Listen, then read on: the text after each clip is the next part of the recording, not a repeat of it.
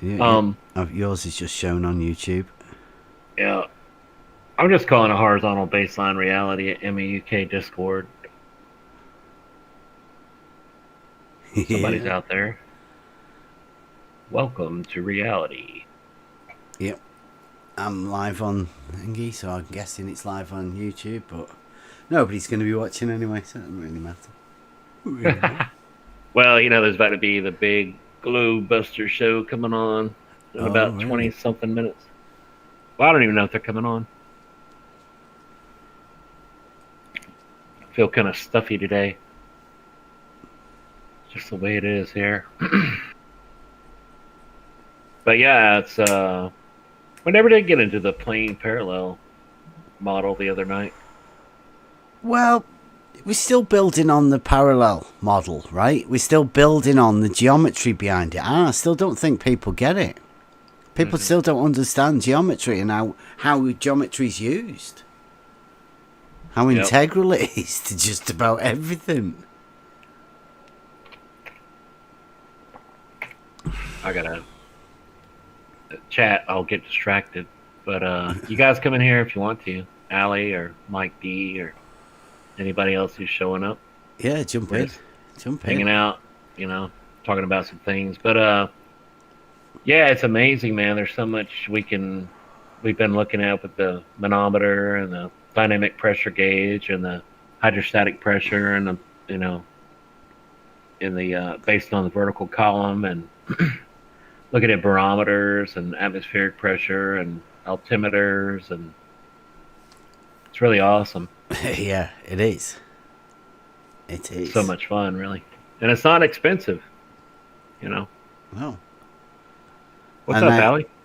Yeah, I don't think we know how integral this the geometry behind the parallel thing, right? Because that will come into play. Definitely come into play soon with this hydrostatic testing, at least. Yeah, I'll keep repeating it over and over. I'm sure that guy the other day, Andy, over there at Ranty's on Friday night, man, he said, you will never falsify hydrostatic equilibrium. Don't even try. I was like, yes, that's right. I didn't get that clip. I should have done, shouldn't I? Yeah, should have took that clip out. When the Andy guy was there. I've got the one from Rumpus. Did you see that? Yeah, God, he's such a lunatic. Tangent to a horizontal. Tangent to a horizontal. I was like on my phone when Rumpus came in and he was screaming, and I clicked server mute for a second just to get him to be quiet. And then I came back and unmuted him and I said, are you going to listen? And he said, yeah. And then he started getting crazy again, so I hit server mute for a second, and I went to lift him back off, just so you could get you and Paige were trying to ask him a question, and then I brought him off server mute, and then he was gone. I was like, shit. But I don't guess it was because he was muted for a second and a half. He just was ready to get out of there. He brought up, the tangent. Was that it? The tangent thing. Tangent to a horizontal. Yeah, let me play that. That's brilliant. Absolutely brilliant. You do know that the artificial horizon in an aeroplane will change angle as you move along the surface of the Earth. It always keeps you to a tangent. Allie B, you having audio problems there? I couldn't hear you if you were talking. Can you hear me now? Aye. Yeah. Yep. Oh, cool. All right. Yep. Yeah, tangent to a horizontal. What are you talking about tonight, then? We're just, we're really all about hydrostatic equilibrium now, and all the science that goes with that. It's just, it's really a lot of fun. There's a lot of things you can do. To yeah, I had to look into that. You guys were talking about. I had to look into it. It's quite fascinating. Even though the pressure, the density of water doesn't change, but the pressure does. Quite fascinating water. Oh yeah. I'm not so sure there's a vacuum created in the top of that barometer either. I think that might be some air that's getting sucked in around that fluid, and it's kind of like a little vapor lock. Yeah, I need to know how they set it. Mm-hmm. Because if you imagine, if you set it at an altitude, then and you bring it down to sea level, then it would be more. So I don't get how they set that with a vacuum in it at sea level to get it. I don't know. Because it doesn't make any sense that like when they say the column of water at 10.33 meters, like there's no weight to that. Yeah. And because there's no dimension to it. There's no volume to the water. It's just a vertical distance that one is above the other. So, and I really don't get that £14. I never have, really, to be honest. Yeah, somebody was saying the other day that 14.7 psi is created from a 1-inch vertical column that extends all the way to outer space. I was like, what the hell? These people are talking. And the guy was saying, yeah, he was talking about surface pressure on your body. Well, the average body has. That would be. The pressure would come from the top of the vessel. If it's a sealed container at the bottom end, the pressure would come from space. So, is he saying that that's coming? Oh, I don't understand. That doesn't make any sense. I had to turn you guys up when Travis said he couldn't hear y'all, but should be better now. Yeah, I don't know. You know, the guy was saying the average person has a 300 square centimeters of surface on their skin, right? And then all the atmosphere pressing on you is like 46,000 pounds of air pressure. I was like, that's just bullshit. Why do you guys even say anything like that, you know? We seen one the other day, a drawing somebody put, and it had an arrow underneath pushing upwards. Yeah. I can't understand that. I mean, it's got to be. I mean, it probably works with some sort of calculations if you think about it a certain way. But how you can have a pressure going upwards, the bit underneath the bit that's pushing down on it? Yeah, it's just that bonded, unbonded thing. You know, air molecules, whatever, unbonded, water is bonded. So how could you ever have weight from an air pressure that's expanding in all directions? None of it makes any sense, man. This whole model and all the science that's underneath it, that's based on assumptions, you know, with the barometer and the altimeter, and you know, I don't know. There's something going on there. I think we're gonna find some things out that maybe people haven't looked at. There's a lot of holes in their logic. We're live, Emma. Good evening, though. Yeah, it's like hey, Emma. Our hands will close. Yep. The deeper you look, you just see it's a load of nonsense. Actually, a lot of it, everything they've told us is nonsense. Well, I mean, that may be, but what we're about is trying to find it out for ourselves and cutting through all of that other shit. Like it's irrelevant, really. Here, I mean, what these people like Rumpus and all of the surveyors, whatever they're called, and the rocket scientists, and all of these people that claim to know all sorts of stuff. What they say, I mean, we've found out just recently, it's absolute drivel. Doesn't mean anything. They don't help you with anything. You don't get any more clarity in understanding or anything. So it's much better off just us trying to work it out for ourselves. Now that is the opposite of nonsense. And over these last few weeks since we started with this water pressure stuff, it's ace. Yeah, it's fun. Certainly, I was talking about you the other day with SC Montreal, and it was the fact that it's good the way that what you brought into it, this logical and actual putting pictures, not the water levels. That's just inspired me. You know, I thought, fucking, this is awesome, because you've made them say the most ridiculous things, even though they said a lot of things, but you're also exposing that these people that come into chat with you, most of them are just lying.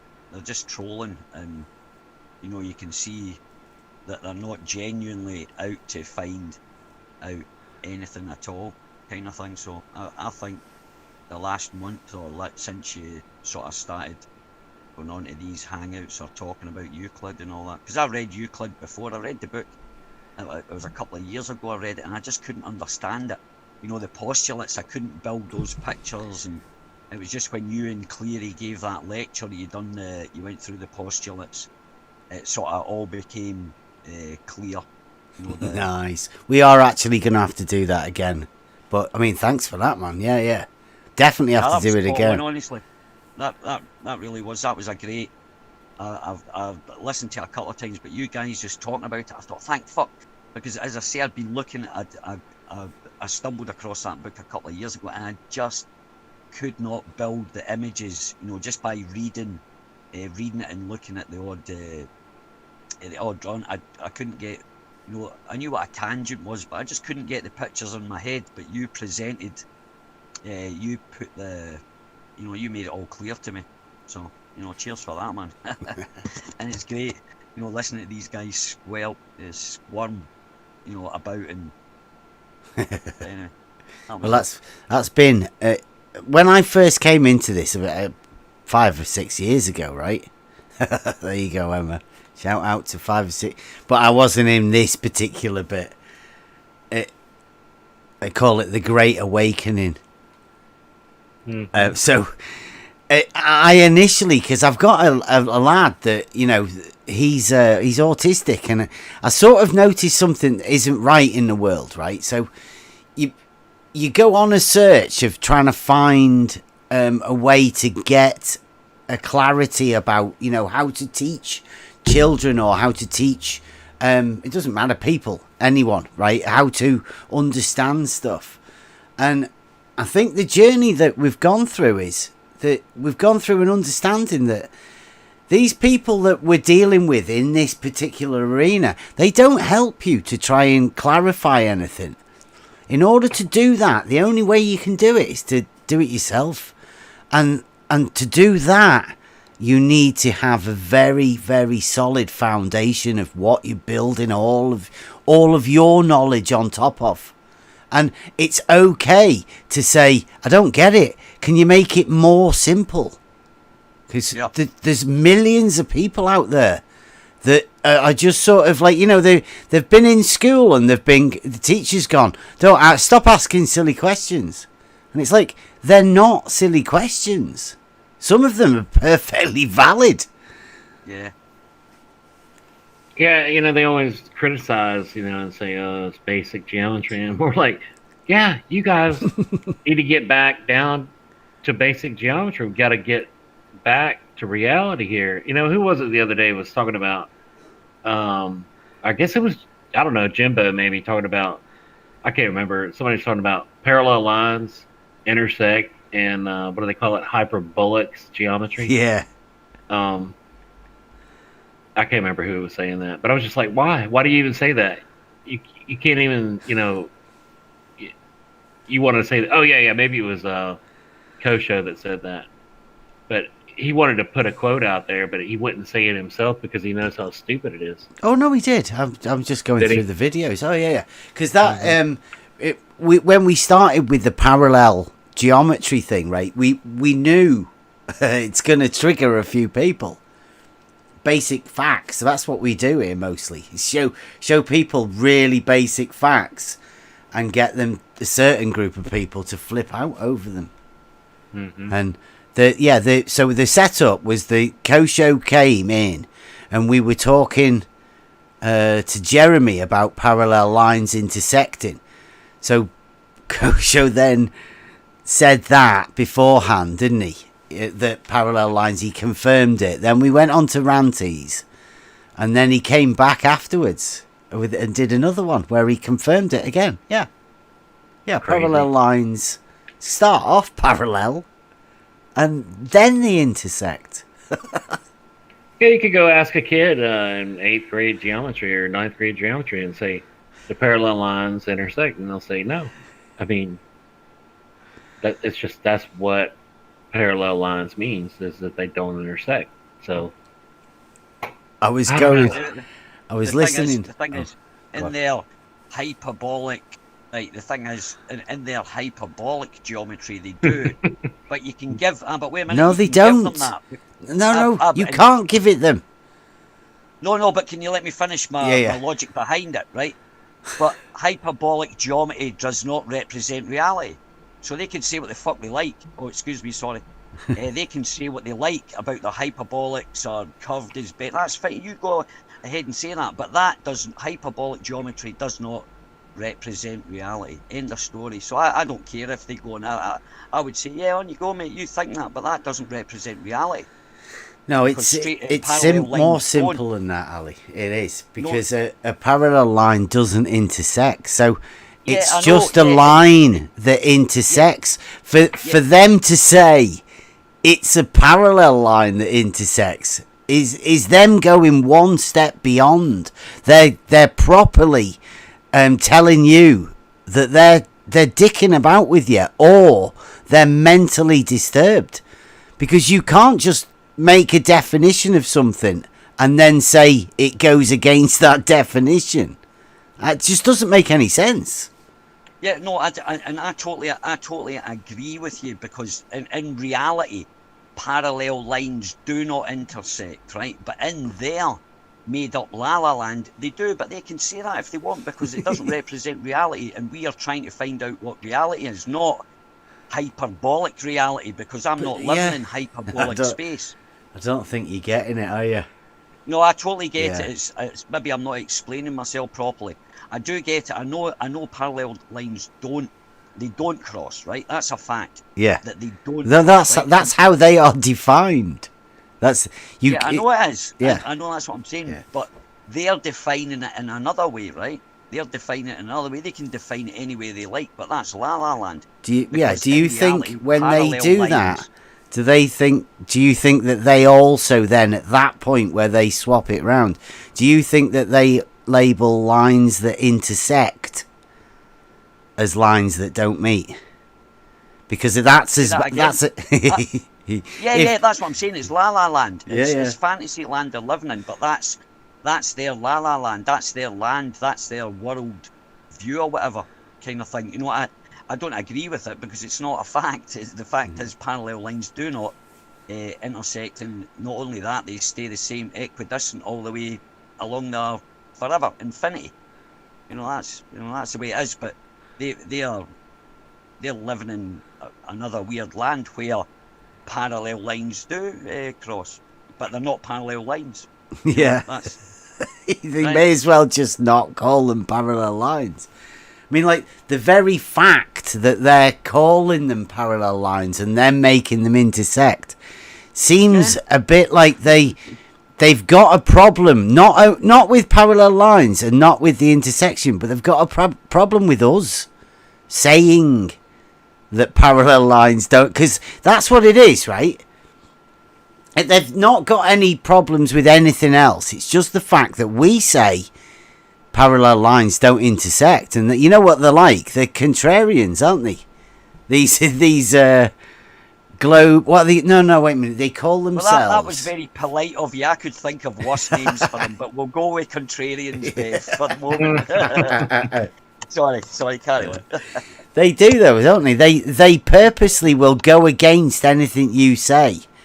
Now, I've sort of developed that as a technique of talking to these people, because if you know you can open your mouth and get to a fact before them, they can't agree with you. So these people that we're talking about, they know who they are. They will purposely do that. They have to. I don't know what reason. They have to counter whatever you say with the opposite. Well, if they do, then they get flung out there. It's all about. There's a lot of peer pressure going on there. Yeah. Even they'd lose. Well, look at it this way. They couldn't. I tell you what. I wouldn't invite anyone. I wouldn't interact if any of them that came off that James server said I'm a flat earther tomorrow. I said, go fuck yourself, man. I don't care. Go away. I need to stop swearing. I'm sorry, guys. No, that's all right. But you understand what I'm saying. I don't want people with that mentality that spent 3, 4, 5 years saying the most horrible things. Look, you got called. You've been called a name. I got my daughter threatened with when she was 11 years old. She got threatened with whatever you can guess what she got threatened with. Over the net, kind of thing. And that's just because, we believe in a certain other thing. These strange, mentally disturbed people, they can stay over there as far as I'm concerned. There's something wrong with these guys, seriously. Yeah, they don't have anything, man. I was talking to a guy yesterday, and he's like, there's thousands of reasons why I live on a boss. Well, just give me one. Well, it's not just one thing I can tell you. It's just many, many things that all add up. I said, you should be able to give me one fact of your globe, but you can't. Start at one, and then we'll work up from there. Go on. What's the best one? Yeah. Nothing. Hey, listen, pictures from space. Do you know that's the only? Do you know that? That's the only proof they've really got in the end up. That is the only proof they've got is dodgy pictures and dodgy film from space. That's all they've got. That is the most. And if you want to accept that as proof or evidence, that's up to people whether they do or not. But the fact is, that is the only proof. LED, do you think you believe in the moon landing just because you were young when that happened, and that's something you feel like is kind of part of like your memory, and that's something? Me? Yeah. No, hey, listen, mate. I was a moon landing denier, man. Mm-hmm. I went about and told all my friends, and I got ridiculed for it and stuff like that. Yeah, I was totally full on with the moon landings. It's just I happened to look into, for some reason, satellites, and I went, wait a minute here, and then there just seemed to be too much technical information how satellites were up there and blah blah, this kind of thing that I could be totally wrong. I don't care, but it's. So where are you at now with it? Do you think that we went to the moon, or there's satellites, or what? Oh, I believe there's satellites. Yeah, I'm convinced 100% with satellites. The moon landings, it's like then I'll go with my, you can never know fully the truth kind of thing. But at the moment, I believe it happened. I'll give. Think about it, Ali B. Think about it. 3 grown men in a trash can for 3 days went to the moon, pooping and peeing and burping and spitting and whatever in that little trash can for 3 days to the moon. Open that thing up, walk around on the moon for a while, get back in that little trash can, and fly all the way back to the Earth for another 3 days. I mean, think about that logically.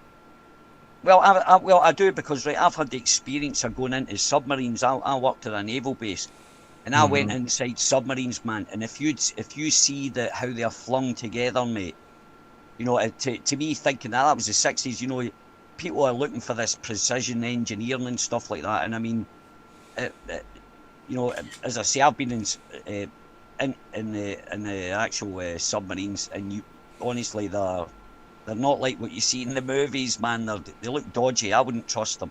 But what about now? Considering the fact that no one can get above low Earth orbit, why is that? Well, because they can't. Because if they go up there for too long, they'll get zapped. They'll die. They'll get fried with radiation, and their bones will turn into. They went to the moon before, though. Only 3 days, Cleary. So they can't leave. They can't. No, they were out. They were out 3 days out, and they were out there, and they came 3 days back. They were gone for at least 6-7 days. Yeah. Yeah, they came back fast, didn't they? Yeah. Well, here's the thing. Do you reckon it was because they put the sun in the right place and used gravity to get back quicker? I think that's what it was. How do you reckon they sped up to get back again once they were there? Well, wait a minute here. See, if you ever watched that film, a funny thing happened on the way to the moon when they done that thing where they were looking out the porthole, and they did kind of obscure it. Now, the reason that I think that they did that, right, because as I say, I've got... We're in a studio.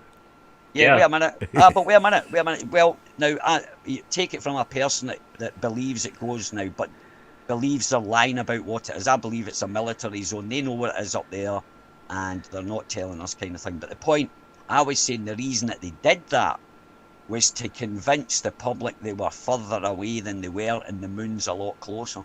But they were up in that area, but they had to give that view of the Earth to say that they were actually further away, because if they'd actually... they could have been up there with like a balloon, like the man high. They could have been just up there at the ISS, just past the ISS or whatever. The moon could just... How about just not lie? Mm-hmm. Up there. But as I say, it's good that you're taking it that, this is probably the most, convivial conversation I've had with people about, just because I believe in the moon landings. I went on Nathan Oakley's and he just ripped into me with Peachy. Everybody just jumps down my throat. It ends up like into a shit show. Everybody's shouting. So, but as I say, I just think there's something that makes you want to believe that we went to the moon, because there's nothing other than that. Just wanting to believe that. You know what I'm saying? Yeah. Here's the thing, though, right? Now, the fact that I'm thinking, because it's like, so if I believe in that, I like to think, right, okay then. So what is it up there? What is out with the atmosphere? What is the moon and the sun floating about? And the only way that I can perceive that, because if I do what every other flat earther does, they'll say space is fake, and that's me stopping. That's me putting a barrier. But you don't have to agree with everything everybody says. Space is real, right? It's just the distance between physical objects. It's, like what we want to be trying to do, Ali. It's like we've been doing this for ages round here. It's like we don't try not to put people in groups and say, this group say this about me and I say this about this group, and it's like everybody's their own individual person here. Mm-hmm. So like we're not bothered about what other people say. I mean, I don't particularly know. I don't think I've ever had a conversation with you about this anyway, and I would, I wouldn't judge what you've said from what anybody else has said about it. No, I don't expect. That's what I was actually complimenting you guys, that we were talking away for fight. That was the whole point of it.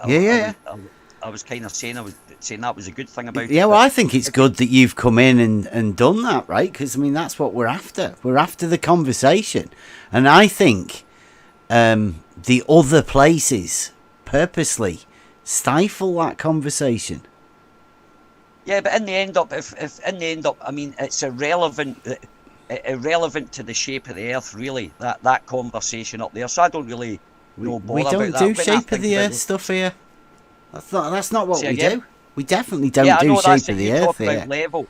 Yeah, that's what I'm saying. Yeah, but that's what I wasn't. It wasn't a criticism. It was just I was explaining why I don't usually like talking about the moon landing or anything like that, because in the end up it is irrelevant to the shape of the Earth. It's a good conversation.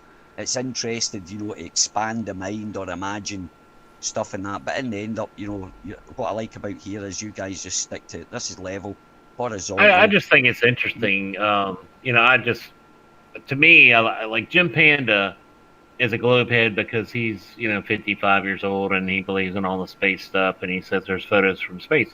And that's like a personal thing. It's in his head. It's psychological. He believes he's on a ball based on all the old NASA stuff. But then I just find it interesting that you don't believe you're on a ball, but you still believe men went to the moon. I know 100% clearly. That's the thing. The difference between me and Jim Panda, he's convinced 100% we went to the moon. I can never say that because... there's still little doubts there, because I have to. I'm like that with everything. There's still little doubts, and I could be totally wrong. Yeah, I mean? It's just interesting, Yeah, You're definitely one of a kind. I don't know anyone else who, thinks that, but that's cool. And I'm not going to tell you what to believe. I'm just, I look at things with that baseless assertions. Like they always use, like they'll look through a telescope and go, "That's dark matter," and the guy next to him goes, "I concur." Okay, it's peer reviewed. That's dark matter. That's our inductive logic. It's based on nothing but imagination, and we'll call it science. That's pseudoscience, When you don't have facts, when you don't have deductive logic, you're making guesses, best guesses. You're looking through telescopes, making shit up, And if you choose to believe that mankind went to the moon, that's your personal choice. I personally think it's total bullshit, but it really doesn't matter because we deal more with the ground, But listen, here's another funny thing. I totally get why people think it's dodgy, because it is. I mean, if the way you put it there, a tin can, that's why I'm not 100% convinced, you know what I mean? But to me, it doesn't affect my, to me, that's like a hobby. You know what I mean? It's like one of the things, if they did or they didn't, I don't really care. It's not affecting the, my world view of the shape of the earth or whatever. It's not really as it doesn't really have as much of an impact on me. I'm not bothered. You should watch that Operation Avalanche, like on Netflix or whatever. Have you ever seen that? Man, you'd love that. Yeah. It's like a movie about how they faked the moon landing and all. It's right. Clary, do you mind if I ask Ali B a couple of questions regarding this moon landing stuff? Yeah, fire away. I don't know. How's it going, Ali? How you doing, man? So years ago, you were one of the first people when I went live. I went and got some pilot footage. I went and interviewed a bunch of pilots. I posted online, and you were one of the first people I talked to. Yeah. And you were, we were engaging the beginning steps of Flat Earth. This is like 5 years ago, at least now. Yeah, fuck man, yes. And you still believed the moon landing back then, right? Because I was a little perplexed. I was like, you were into this Flat Earth movement. You were questioning where we're living, but you still held on to the idea that we went to the moon. So what I wanted to ask you, what is the one, it has to be just one underlying thought process you have that doesn't allow you to say that it's faked, right? Because you do believe it happened, right? On a scale between 1 and 10, you're at least over a 60, right? You're at least over a 6 anyway. So that means you believe it happened. Yep. So back then, what you said to me, this is 5 years ago, do you still hold to the same idea that they have the technology? Like you were imposing that they had even more technology, but they weren't telling us, and that was the reason why you believed in the moon landings, because they still have more technology they haven't revealed. So therefore, it is possible for them to go. Do you still kind of hold that premise that they actually have the technology and they're just lying to us? They've got the technology, but I don't think they've got the technology to allow people to go up there for a month into whatever that is up there, just past that where the supposed ISS is meant to be circling. That 300-400 mile mark where it maybe gets a bit too dodgy regarding radiation and stuff like that. But I think that's the problem that they're having. They can't stop the radiation. They can quite easily. I think they've got the tech to travel about up there. They know what it is. They know the environment. But I just think they can't stop getting fried, man. I think it's. Well, I agree with you there, because according to studies that come out for low Earth orbit, the studies out of Germany, says that within 6 months of exposure to the extreme levels of radiation that you have, just the same as pilots, right? Pilots flying planes, they tend to get more radiation exposure than the average person. So researching that on a fundamental basis, just that, because we know that is repeatable, testable stuff. They claim that at 6 months of low orbit, it hardens the arteries up to 10 years. So it's like 6 months is like 10 years of living, right? According to how quick it ages you. Now, I looked at your standpoint and I tried to figure out where possibly you would hold on to the idea that they went, considering that they have evidence that this radiation is harmful, so forth, it kills the body, but you still think they took in 3 days' time, they went in a little capsule, they landed on the moon, they did it 6 times, they played golf, they did all these things, and then for some reason in 2020 they can't go because of this radiation thing. Do you not find where the argument is flawed?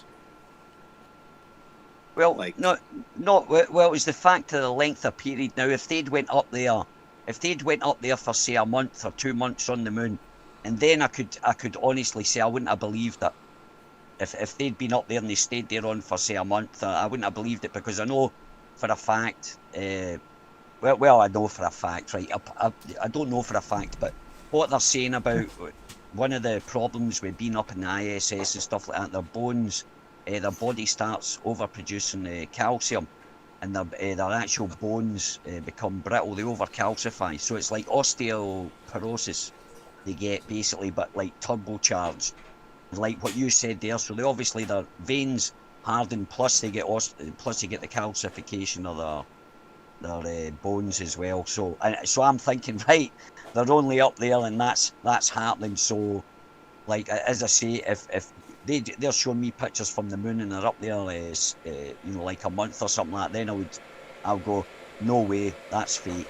Then I would go. So you're just to clarify. So you're saying just because it was a short duration, you're considering the short duration possible.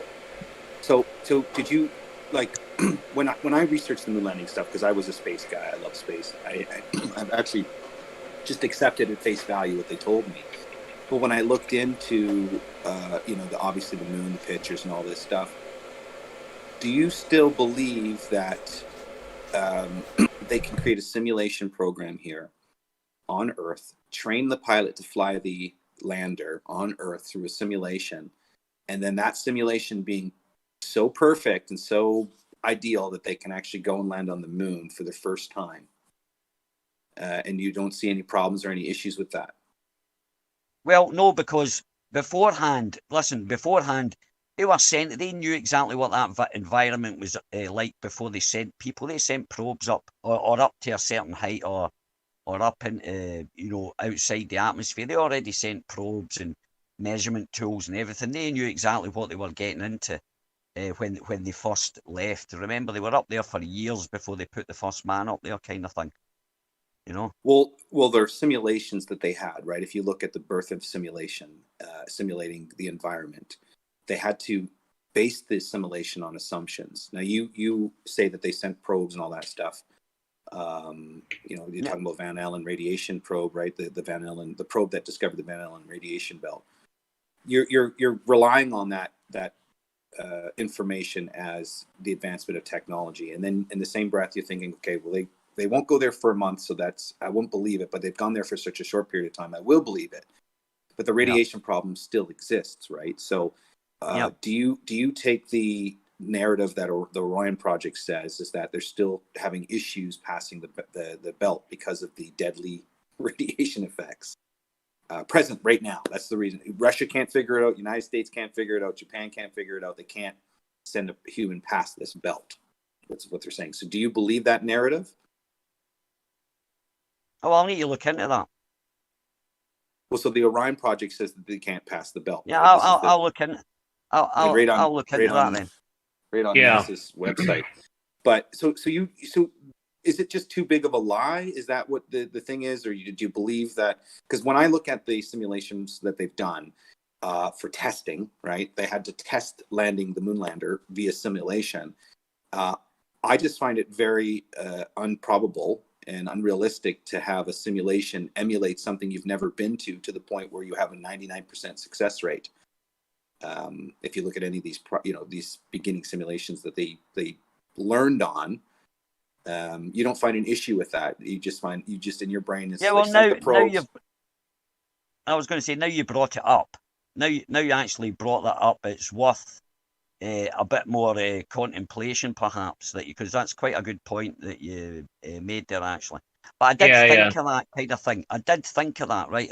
But not, maybe not as much. But you've got to remember, I came from denouncing the moon landings, like and like came over, maybe because I've got an idea. See, the reason I'm more confident there's satellites up there than the moon landings happened, right? But as I say, I give it a chance of happening, so I take it as it's kind of happened. But that's quite a good point. I thought of that, but it's worth thinking about that again, and plus looking into that Orion project. But to me, it doesn't matter. You know, I don't really care whether we did or not, if you know what I mean. It's more of a thing that it helps me imagine how they got up there. What, you know, how far away is the moon, or what is that? You know, what's that that's above, outside our atmosphere, kind of thing. What is space, kind of thing. But that's more my interest, like the hobby. So I don't really care whether we landed on the moon or not. It's just a thing that maybe, yeah. Well, it doesn't really matter much to me, actually, to be honest with you. But it's just, yeah, a belief that I hold. But as I say, I'll definitely look at that, because it is good points, actually. I don't want to beat you up over it, Ali. I just, you know. No, you're not beating me up, mate. Honestly, that's not beating me up. I'm a flat earther. I'm used to getting shouted at and called a retard. You know what I mean?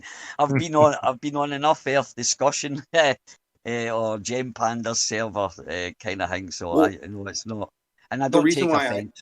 You don't take offense to it. The reason why I ask is because you still hold the same position you did 5 years ago, right? Which is, you believe you're a moon landing believer, right? You believe that they did.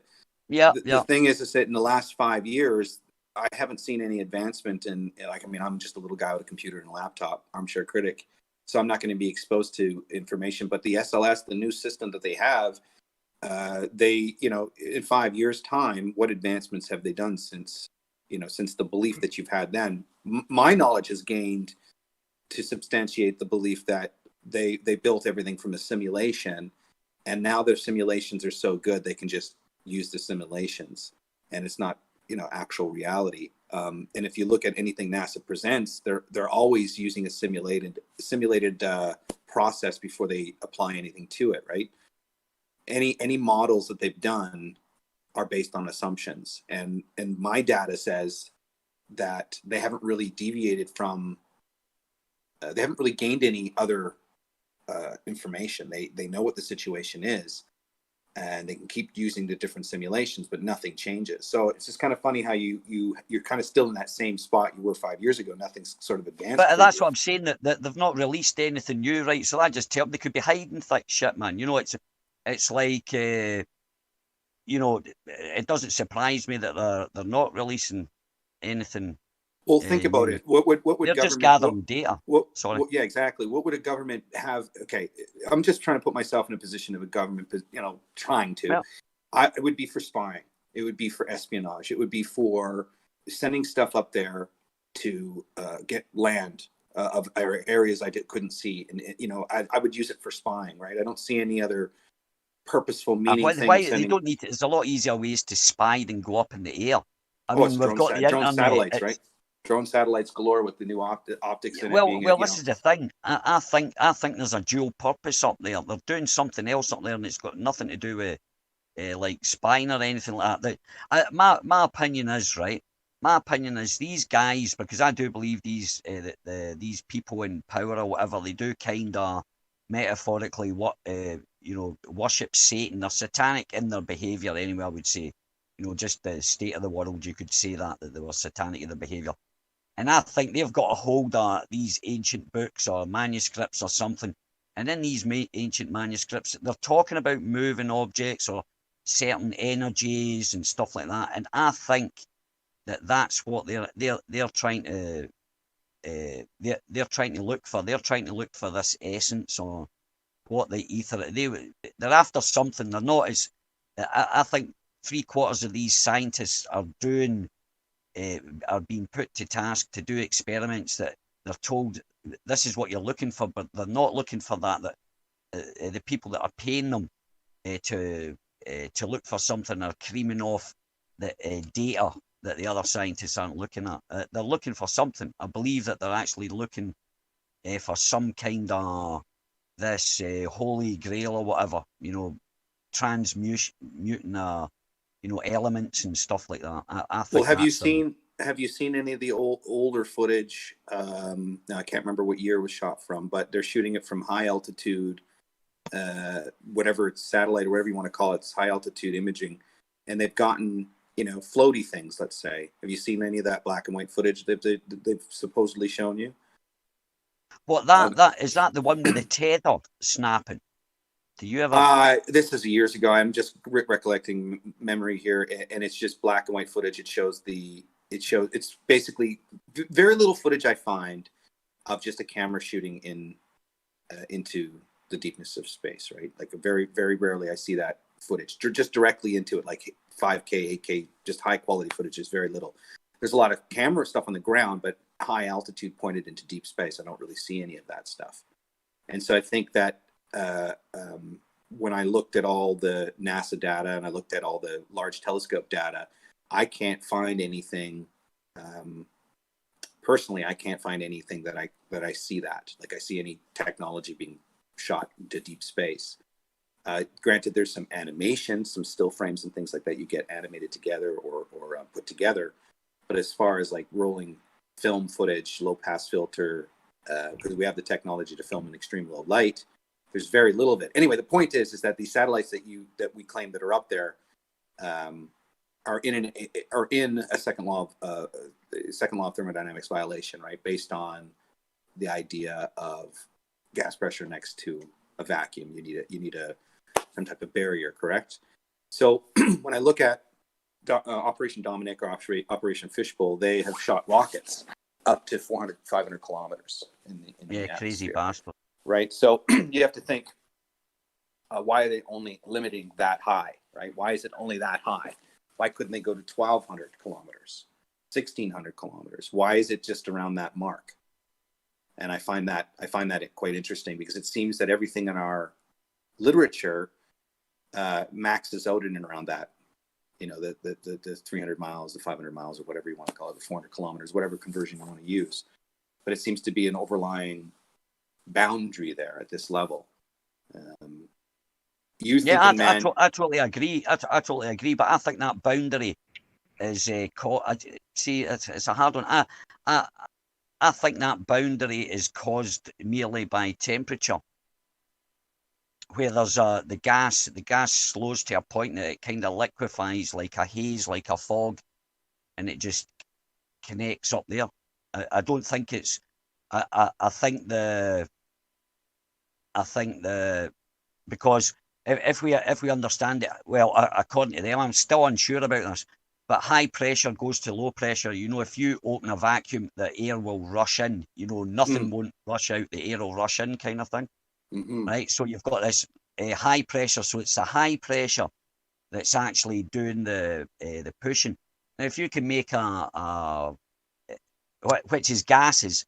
Now, if they gas lose their kinetic energy due to temperature, because apparently it's like minus whatever how many degrees up there. That's what they say anyway, right? So I have to sometimes go with their science.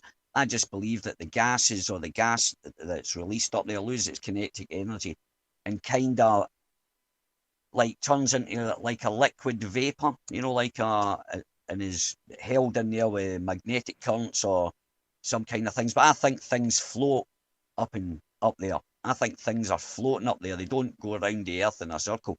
They actually float and they're going round in like maybe what I can only imagine is like some kind of shall we say like a river, like the Indy 500 racetrack. How it's like in a big circle, but this is things getting propelled round like in a circle kind of thing. Yeah, I agree with pressure driven because it seems that the hot and cold is driving the pressure, right? The sun is driving the pressure change in our atmosphere, in our environment.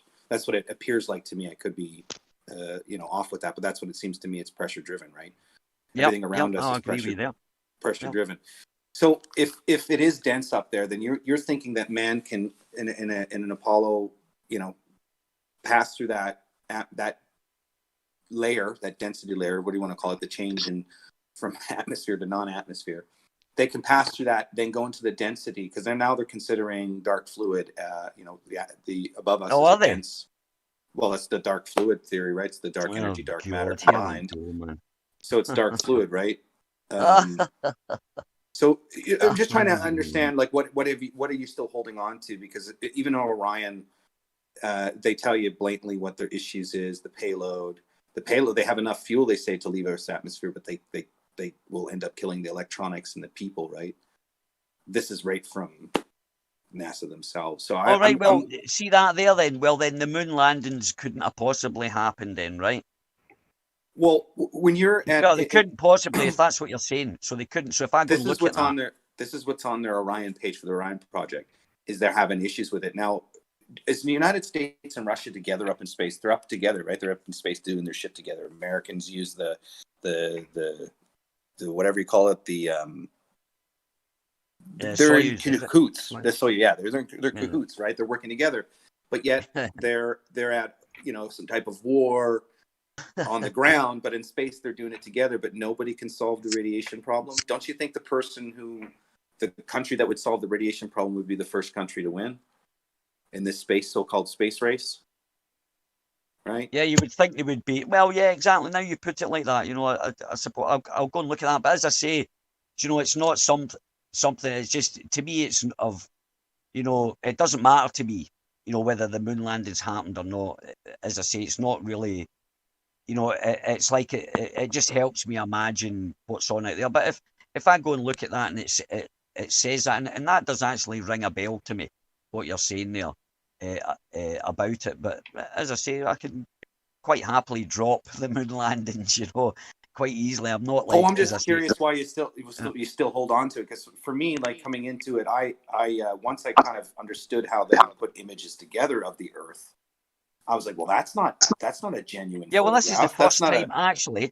This is the first time, since you guys have brought it up, this is the first time in a long while I've actually had a civil conversation where I've been given some facts, I've responded, and I've said something and stuff like that. It's a long time. It's just something I never really think about, if you know what I mean. I don't think, they landed on the moon every day of my life, kind of thing. If I don't talk about it, I don't think about it, because to me it's not relevant. But I'll 100% go and look back at it, and I'll drop it like a hot potato. If it what I'm so curious about is understanding the claim to be a flat earther, but then believing in the moon landing. To me, it's sort of... but that's what I'm saying. I didn't know there was rules and regulations. What you're it's the opposite. It's the opposite of what happened to me. That's why I'm curious, because I was a person who believed in Mars. I was the person who believed in Tesla and SpaceX and all that stuff. I was a moon enthusiast and a space enthusiast. I still like Guardians of the Galaxy, for fuck's sakes. What I'm saying is that when I went in to actually look at the programs, the science, the photographs, I just found a lot of inconsistencies. Well, consistent with their process, but inconsistent in how they tell the story. In other words, how they developed the images, how the images were taken, what satellites were used.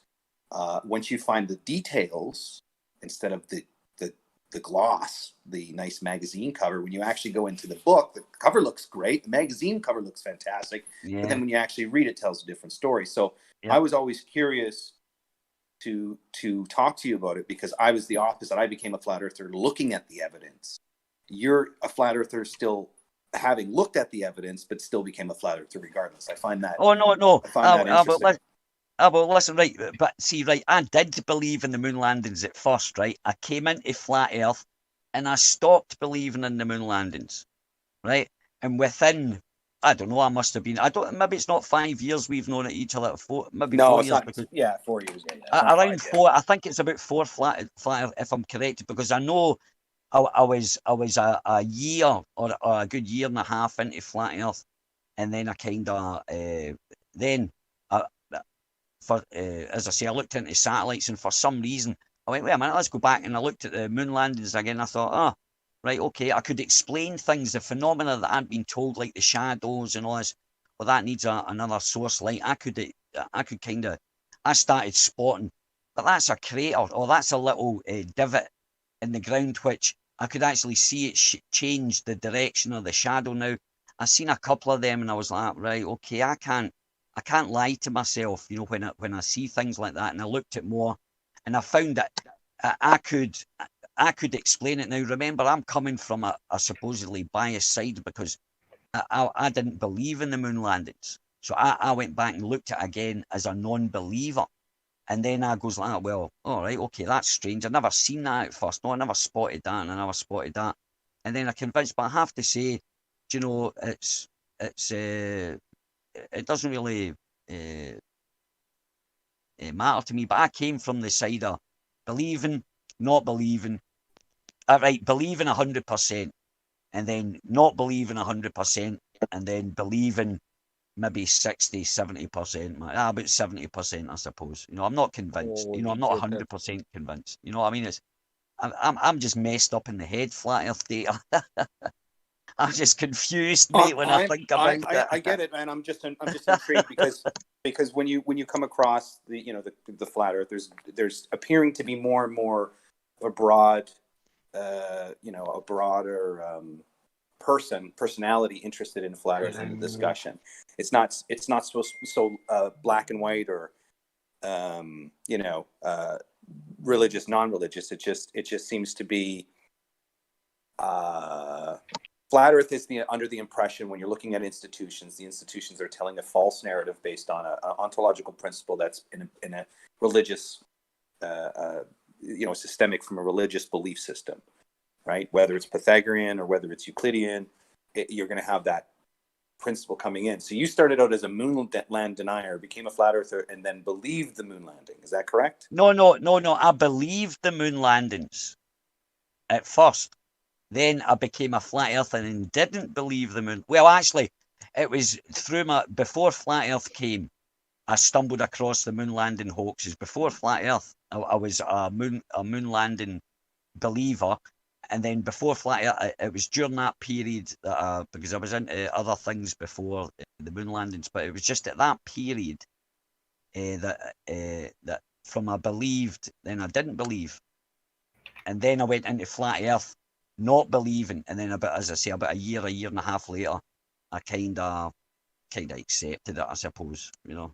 But not knowing that I'm not going to fight with people over it. You know, if people that I can see why people don't believe in it, because some of it does look dodgy. It does look dodgy, man. It really does. I get it. You know, I totally get why. You know, I totally understand why I thought it was a bit dodgy. When you read about the sphere in 1948-ish, they had satellite information. They claim they have enough information to depict the shape of the Earth, and it's pear-shaped, right? It's not this sphere shape that we see.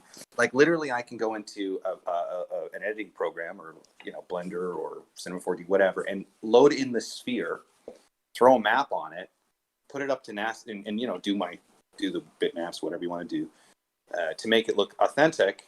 Put a specular highlight in it, do all that stuff, and then put it next to a NASA photograph, and it's a sphere. It's not a blade. It's not a pear shape. Yeah. Right? Nothing's a sphere, guys. What's that? No, I'm just saying, just in general, like when you're discovering NASA photography, imaging, for my process, we all know it's horse shit. Why well, are we I get wasting it. our time? I'm just saying to Ali is why are we wasting our time with this bullshit? Because I'm asking Ali why he still believes in the moon landing if he's a flat earther. Yeah. So maybe we'll move on for that. I'm sorry for taking over the. Yeah. I know. I'm sorry for because we did go on a bit. I was going to stop it anyways. Yeah. Yeah. Did you get them things I did for you earlier? Yeah. Cheers. Are they all right now? Yeah, they're cool. I'll have to get it set up for the stickers for the thingy.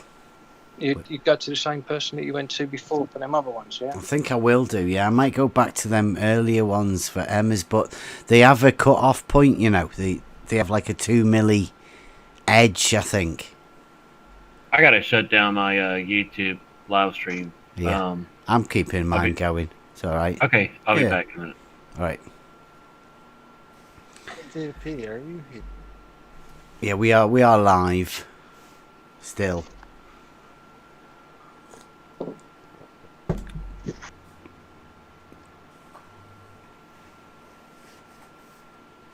Yeah, it's interesting that about the you with your moon story, Ali. been a while since I've had a chance to, because not most people don't want to talk about it, right? If they're either touchy about it one way or the other. Yeah, that's been great. I've enjoyed that actually. But now I'll probably, the next time you see me, I'll be a moon landing denier. Just because I haven't thought about it for years. But anyway, I want to ask you, Bev. When did you start with the flat Earth? Then when did you first get bitten by it? There we go. Oh man. There we go. Oh, no. Yeah, I'm a little bit different. I don't think I ever had a not a flat Earth. I'm sorry. When you started questioning that, wait a minute, there's something not right there. Maybe not flat. I know you don't like saying flat, but that when you first started questioning this and thinking, right, let's get this sorted out. Well, like I say, with the lad, there was we went out because my lad needed to get out, so I got him a P1000. We started getting out, and we went out taking pictures and all of that, and then we had a chance to go to the Bedford Levels, and I thought that'd be great, because nobody knows us, doesn't make any difference. My lad, he's autistic, right? He's a little bit weird, but that isn't everyone, right? A little bit. Amen. In on himself or whatever. So we go off to do the Bedford Levels thing, and that's just a great day out, and we're looking down and doing all of that, ideas going round in my head. And then literally it was when we were taking some pictures and we saw the Isle of Man from the local hill 85 miles away. Oh. And then I'm talking to the people on Twitter, and obviously the trolls. I've fed my way through to find the trolls and where the trolls are. So all I'm doing is trying to work out why people are like they are. And I find a group of people that say that, when you say level, the levels don't rise. Like the two parallel lines. They sort of get triggered by that, right? And then I literally, the story, I got called a child abuser. So that put me on the track full on, right? That was the flat Earth sort of kick I needed. Somebody questioning me to make me question myself as to. Don't know. Do I believe it? How do I know I believe it? I best go and find out that I'm sure about what I'm saying, because people are saying some weird shit out about me. Yeah, and that's scummy. You know what I mean, Bev? That's. Well, no, I mean, I'd say although it's nasty, right? That I don't like him doing it still. Like he carries it on. There is a whole entire group of people that do it. But if it hadn't have been for that. Yeah, I'd just be a normal dude, just going about my normal life, right? I wouldn't have been open to everything that I have been at the minute. I definitely wouldn't have met all the people that I've met along the way, and the people that have inspired me along the way. There's a lot of stuff that wouldn't have happened if I hadn't have had that. So I sort of welcome it, right? But it's I get you. Everybody needs that kick, and whatever that kick is. It comes as it comes, right? That just happened to be mine. I mean, I'm sure everybody's got their own story of how they ended up here. And if you're not round here asking that sort of a question, then perhaps nobody's kicked you hard enough yet. Perhaps nobody's give you that chance to make you question yourself. You never know. Who was the best, right? Who do you think you're best? Because you've had it's like you've got a program there of all these flat earthers, and this is how I imagine it. See, every time they come on, this is what I imagine it. They're all across there talking about Bev and his horizontal and that, and one guy will come. Hey, here's the argument, guys. Here's the argument that's going to win it. and I go, I'm going across, and they come across, and they just get owned, and they go back to the drawing boards, guys. They're over there plotting and planning, and when they're ready to come and take you on they dive across, and then they always seem to go back with their tails between their legs, man. That's a kind of scenario. Logic. You know what I mean? I love it. I love just building the mad pictures in my head, just thinking, right, because it's blatantly obvious. You know, they all come in all confident, and you know, and you can tell they've discussed it. You know what I mean? They've not just come across themselves and not told anybody. You know, they've discussed it. What do you think about this, guys? I think they have. Over there with us. I don't think they have discussed it with each other. Not honestly, anyway. No, there's certain areas that they can't discuss with each other because they know there's a dead end there. Yeah. It was like Wardy when he came in yesterday, wasn't it? Who was that? Wardy, that's Wardy. it. Was that was a short one, wasn't it? I was looking for that. Yeah, I bet that. Yeah. 4 or 5 minutes, and he scarfed with his tail between his legs, didn't he? He made his excuse. I've got to go. Oh, I've just got a phone call. See you guys. See you, Allie. No, not me. No, yeah. That was a joke. That was them. That was Wardy. Yeah. Have you met that guy Tommy? Do you know that guy Tommy? He was like a flat earther, then a ball earther, then back to a flat earther. The Brummy guy. Do you know him? Have you seen him over there? He did come in here about a week before he turned flatty again. Oh, did he? Yeah, when he was still an argumentative Globe believer at the time, I think, when he came in here. Oh, okay. And then we heard like a week later that he had turned again. But I mean, I don't know. It's like there's only one reality. It's like to swap between two models is ridiculous. There's only one reality. Yeah, exactly. With that's what I'm saying. That's what I was saying earlier on about this horizontal and the water level kind of thing. You put it in such a way that there is no argument about it. You know, arguing with it. They can't argue about theodolites. They can't argue about this. They can't argue. You know, all these excuses that they've had for years. You've just came in with they can't. They just, to defend it, they just look stupid, man. You know, entertaining for us, I suppose. It's putting away that they can't argue with it. Yeah, I don't like to mock people, but yeah, I suppose you might have a point there.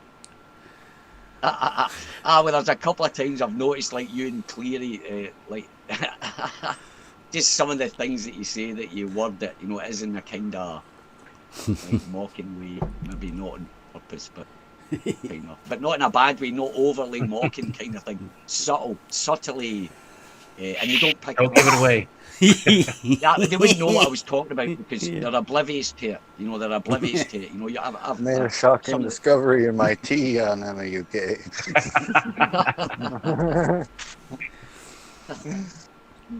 I'm having a brew. Clear, are you done work? Am I what? Are you done work? Done working on Sunday? Oh shit, is it Sunday?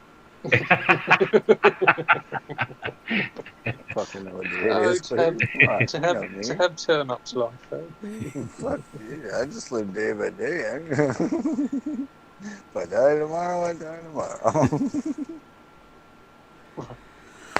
Kiki, you gorgeous monkey. How the hell are you? Good afternoon, channel. I'm good, thank you. How are you? Well, I'm kind of sad. I think Bev is mad at me. Bev's mad at you. Bev doesn't get mad. Yeah, I think he's mad at me because I said I was going to go and get a rake and it took too long.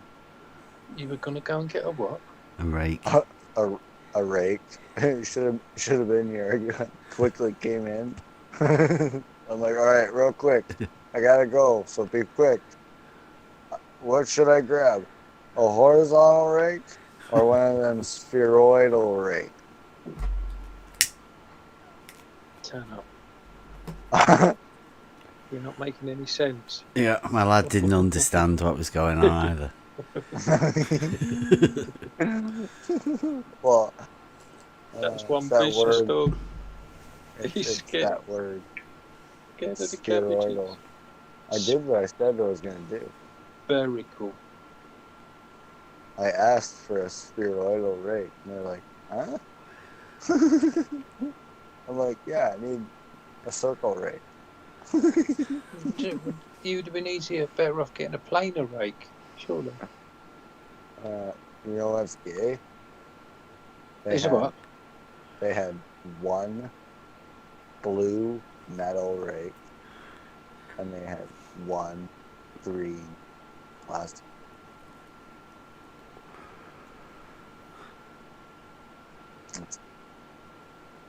I went to Home.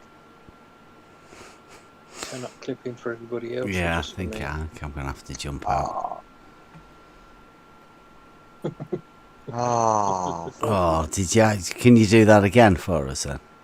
Was it good? Is it worth it? Oh, should we just? No, it's.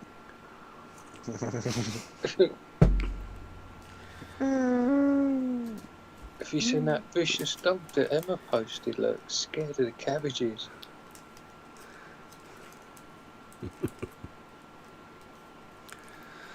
I've got it on this chat. Scared of the cabbages. Where's Cleary gone? He dropped. Yeah. He was live streaming as well. That was it.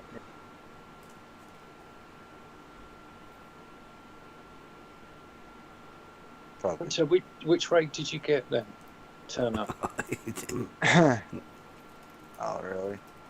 Okay, I got one blue metal, one green plastic. You got 2 rakes. Yeah. Can you? How many hands have you got? 2. Got a lot of leaves. A lot of leaves, is it? I don't fuck around. I'm up there double fisted.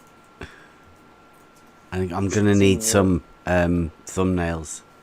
DP, please. Oh, blimey, Bev. I've What got. do you need? I've got you know, we went to the Ranties to do the parallel line logic thing. Well, When we've was got that? the show from before that. Who was that? Co-show. There's a co-show one where, remember where Jeremy was asking him about parallel lines just before we went on the. Oh, I don't I'm think ranting. I was here. Oh, really? You were here for Ranty, weren't you? Yeah, I was here for Ranty, but I didn't. I came here about 10 minutes before we went over to Ranty. Okay. Well, we were talking to co-show then, so. Was he really boring? Yeah, you know what it's like. That's probably why you never notice. Yeah, Right. I think I saw him in the chat and I was like, nah, don't really want to do that one. Right, so there's that one where he sort of confirms parallel lines intersect, and then we obviously went on Ranties and did the rumpus thing and all of that, so that's already out. But then he came back again afterwards, so there's like a dual co-show parallel lines intersect, so that we can double up on that one if you want. There's one for Dawn, although there is 2 videos for Dawn, but it's pretty much of the same sort of thing. So there's that one, so there's a Dawn one, and then we've got the little Wardy one. I don't know what to do for that one. Oh, that would be not the Pink Panther. Who is it? Oh yeah. Exit stage left. Yeah. So we'll do a Wardy one of them, because I don't know what it was that made him run. I'll have to check. I think it was geometry, wasn't it? Yeah. Yeah, you geometric bully. Yeah. It wasn't me being a geometric bully.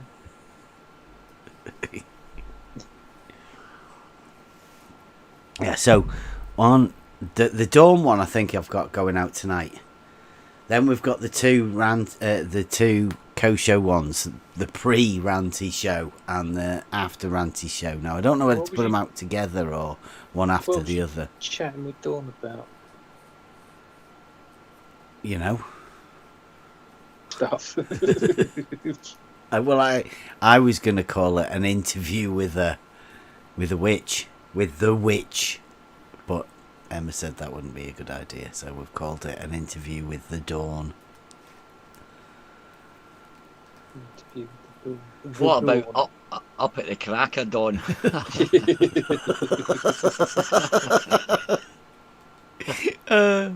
Maybe.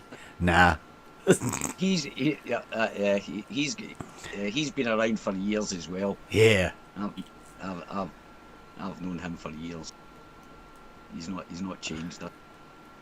Yeah, so I've got one ready and waiting to go in, and that's the Kosho in the intersecting parallel. I've got another one in on the cutting thing now, making that one, and then Wardy.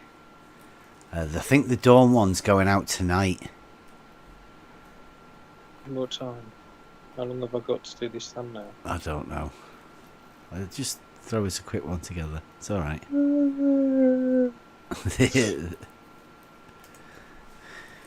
This first Kosho one's only 50 minutes. Because I cut have you heard all about of this stuff. This new platform that's being released in December? Oh. What's that? It's called Lighthouse. And it's integration of like Facebook, YouTube, and there's a marketplace. All one. The one. All one, right? Yeah. And it's being done by people who were fed up with Facebook and YouTube censoring, basically. They wanted a place where people are free to voice their opinions. Sounds convenient for everybody to go. Everybody that's been censored to get together on one platform. So everybody all transfers together. there. Yeah. And they give it Easier 3 to find, years. Bev. It'll be easier to find. Yeah. Well, they Herd us into the one room. Yeah. give it 3 years and then pull the plug on everybody. Yeah.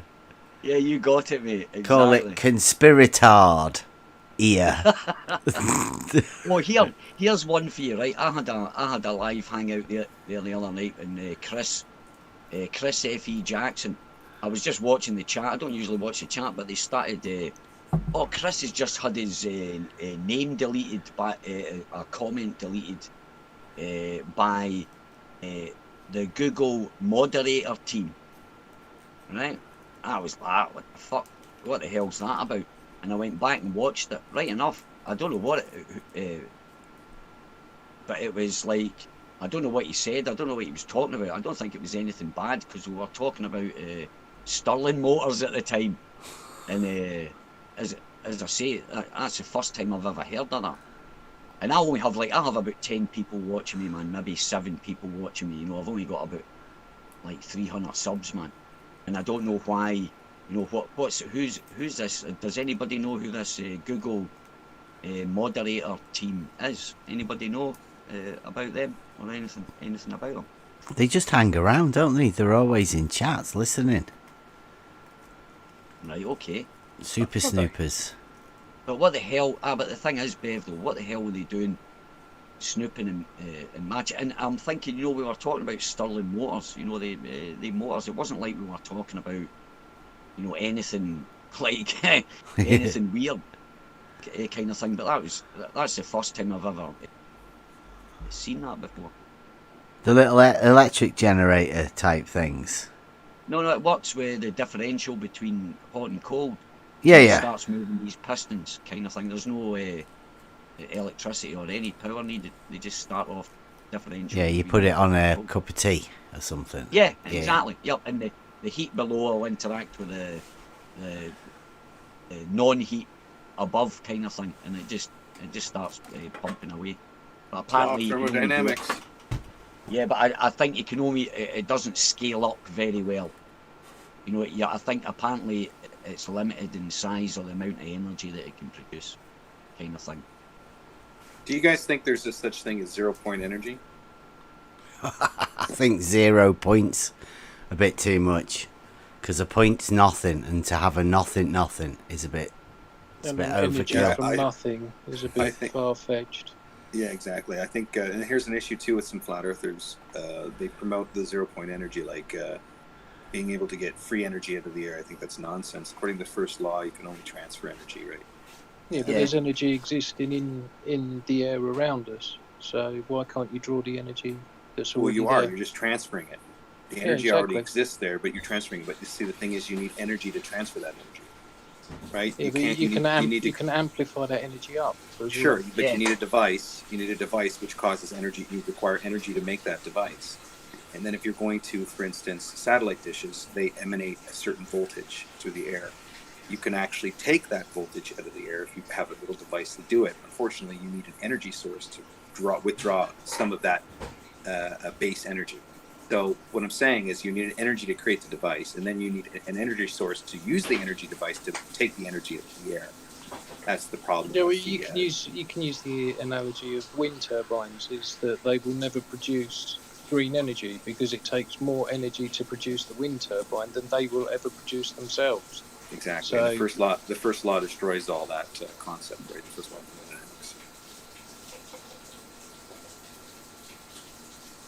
Yeah. What about that? What about the fuel cells then?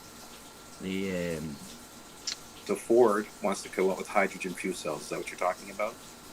Well, no, that guy that the guy that kind of came up with it when he first done it. That guy back in the 70s.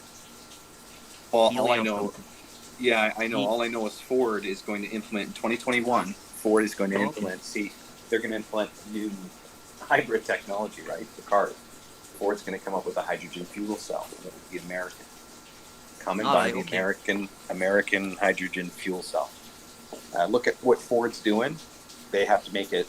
A lot of things are happening in January 1st, 2021 in the United States. And that seems to be a year. That seems to be 2020 was a year, but I think 2021 is going to be the. 2020 was a shit year.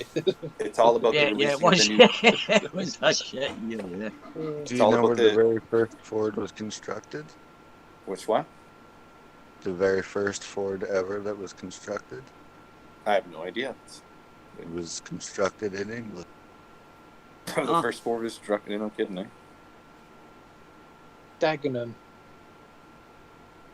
The funny thing is, when you look back in 1920s, it was all electrical vehicles. Peugeot, they mass-produced electric cars, electric scooters, electric mopeds. Everything was electric in the 20s. We're doing the same script, right? 100 years ago, we're doing the same script. So what happened in 1929? So between 1920 and 1929, it was I can't remember. They called it. It was a special era, right? It was a special time, and then the Great Depression hit. And in 1920 and 2020, 100 years later, there were mass brigades. People were jailed for not wearing masks when they mandated them. It's like deja vu. Yeah, well, funny enough, that's actually, that'd be quite interesting to see. Is actually go back to there and actually sort of draw some data from there and then relate. It's a repeat, bro. It's a repeat. They're doing the exact same thing politically. They're doing the exact same thing in government with newspapers, except for it's just on a because we have devices in our hands. It's on a parabolic scale, right? Yeah, they're definitely planning something anyway. I have to say, who's the guy? Who's got the NASA with the LMAO? Who's got that avatar? Who's that with the NASA badge? I think. Is it a classic, man? Laughing my ass off. What was the Australian one that was like an asshole or something, or what was there was a new agency to come out and they had an acronym that was pretty funny. Never a straight answer. Yeah, never a straight answer. That's true as well. No astronauts sent anywhere. National Academy of Space Actors. Need another 7 astronauts. Oh, that's sick. You done.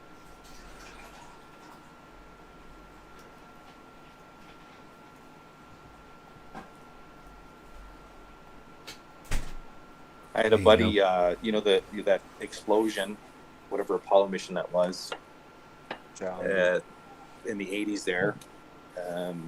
He did an art piece. He did an art piece of that explosion. He sold that art piece all around the world in galleries, like different versions of it. And he wrote "Kaboom." He wrote "Kaboom" at the bottom of it.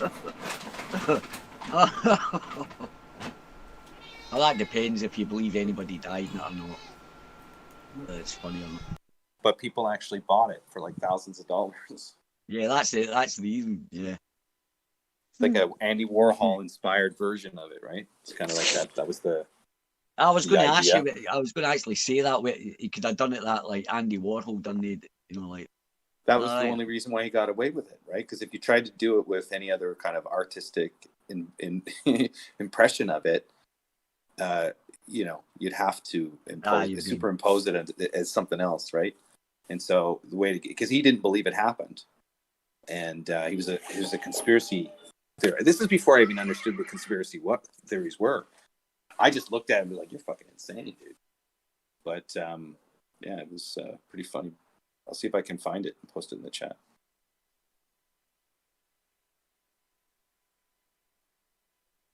Yeah, I just find it funny when it's like blatantly obvious. They're obviously lying. I mean, like when you actually look, and that's what got me about the science is when I started looking into the science that I'd been taught all my life. I was a space cadet, man, myself, and then I kind of took on the sciencey kind of looking into that. And the more I looked at it, this is rubbish. This is rubbish. And then you look at old like beliefs of the Druids, how they seen the earth or these energies, or you go and look at the Greeks, what their ideas and like that. That's what these scientists are still imagining. Their little balls bouncing about, or the little they're just. Wasn't it always documented anyway that there was some sort of alien presence, even in older literature and paintings? There's always a celestial object floating around up there, or a spaceman wearing a space outfit, or there's always something. It appears that alludes to this universal man, if you will, right? A lot of these stories, as well as having that, they also have, which sort of ties in with the hollow earth theory. Is they also have in a lot of the the majority of the mythology and stuff like that is they also have people that lived underground that came up and shared information with them and disappeared and things like that. They've got that in the Vikings and like the Viking and the Muslims. The Muslims believed that the Jews communicating with demons. Sharp teeth demons, as my friend used to. My mate was a Muslim, and he was that's what he believed that, and he was like a normal dude, man. But he was a Muslim, and did he talk to you about the jinns? Yeah. But the weirdest thing was these things that the Jews were communicating with underground demons that lived underground. It's just quite funny how prevalent, well, as your spacemen or drones are spacemen, there's always, prevalent through these old ancient stories, there's people are interacting or people that are apparently living underground. Not that I believe it or not or anything like that, it's just quite interesting. But just the scientists are just taking these old stories about, balls and bouncing balls and ether. They deny the ether, but then they introduce the Higgs kind of thing, which is the ether. You know what I mean? It's where everything apparently, it's where it all stems from, kind of thing. That produces virtual particle. So it's just like they've just replaced that with a new name. That's what I'm saying. They're taking all these old ancient beliefs because they made good metaphorical stories, and it seems to work. And they just brought that up to date and just put fancy words that they made up or stole from normal language. and just hijacked it, and then say you start looking into this stuff, and you're like, ah, this is crap. And these are the people that are telling me it's a ball. You know, these are the guys that are, you know, they're taking photographs. Space that it's the same people that are lying and misleading us and, you know, deceiving us, and we might have, you know, it's like I think I don't know who quoted it, but he said, how many times do you believe a liar before you stop believing them? You know what I mean? Kind of thing. You know, how many times you're going to let governments or people lie to you, decide till, you know, you decide. How many times, you know, you're going to. It's kind of strange that the mass psychosis of the population of this planet. I don't know. Just my opinion. I don't want to interrupt too much, but just had a Logos moment. You know when you said before earlier, I don't know if you've noticed in the corner of my camera there, we've got a Stirling engine running. Oh, have you? Yeah. Oh, where are you? How do I get your? It's on my video in Discord. All right, hang on. Did I just press your? Are you live or something? Yeah, just on the video. Where is it? I can't see it. Are you guys going to be ready for the new pseudo-quantum computer that they're going to be coming out in 2021? The D-Wave? You guys heard of the D-Wave? Slowing down. No. I can't find that video, Bev. Where is it posted? It's on my video within Discord. Can you... You should be able to see my camera. No, I can't see you live. This has happened before, though. Hang on, because usually I can press on your... Let me get some normal water back in it. I can see you now, right? I've got you. Yeah, okay. But, hang on. Hey, Bev. Ah, there we go. Ah, right, there you go. Is that what it is? Bev. Yeah. Do you do any law of cosines? Because law of cosines would be the exact same thing you're doing right now. There you go, man. Awesome. What do you mean, the law of cosines? Well, if you look at the sides of your look at all the names of them now. When you're doing your angles and your lines, right? But the law of cosines would be the same thing, right? A is equal to B, AD is equal to CB and so forth, right? No, that's just A and B. No, I know, just but if parallel lines. I know, but if you were to have multiple... Cosines is triangles, right? Semicircles. Yeah, you have multiple sides, right? Yeah, but this is just parallel straight lines. The point is all is straight lines and angles. That's all it is. So when they do surveying, they do it in triangles, right? They do it in small section triangles over larger. They have to do triangles, yeah. It's the only thing they can use. Yeah, so that's all I'm saying is when they do the ground surveying, they use the law of cosine, which is straight lines and angles.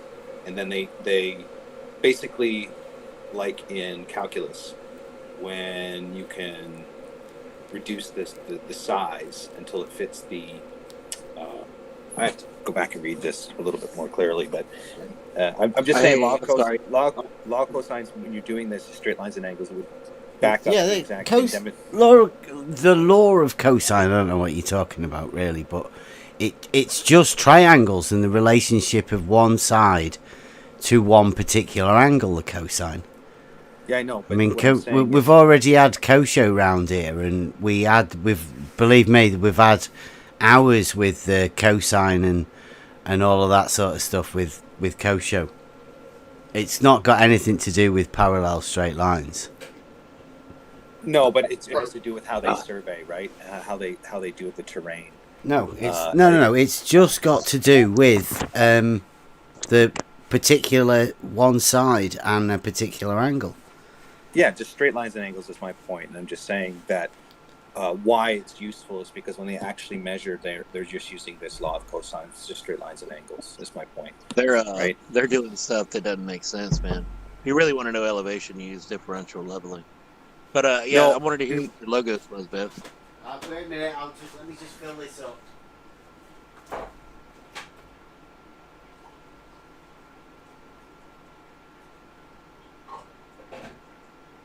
someone stole my motor. Where did the wee engine go? I was just filling it up. Filling it up for you, well, I've been sat staring at that. I've heard absolutely not. I've been sat staring at my brain has just been ticking over, mate. Right. That's amazing. Hey. Right. So inside here. Yeah. I'll give you a quick. Yeah, please do. You've never Please seen do. that, right? It's warming up, so it gets warm.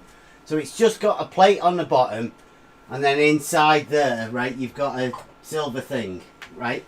So it's hot on the underneath. The steam is going up to the bottom. Yeah. Then within this chamber.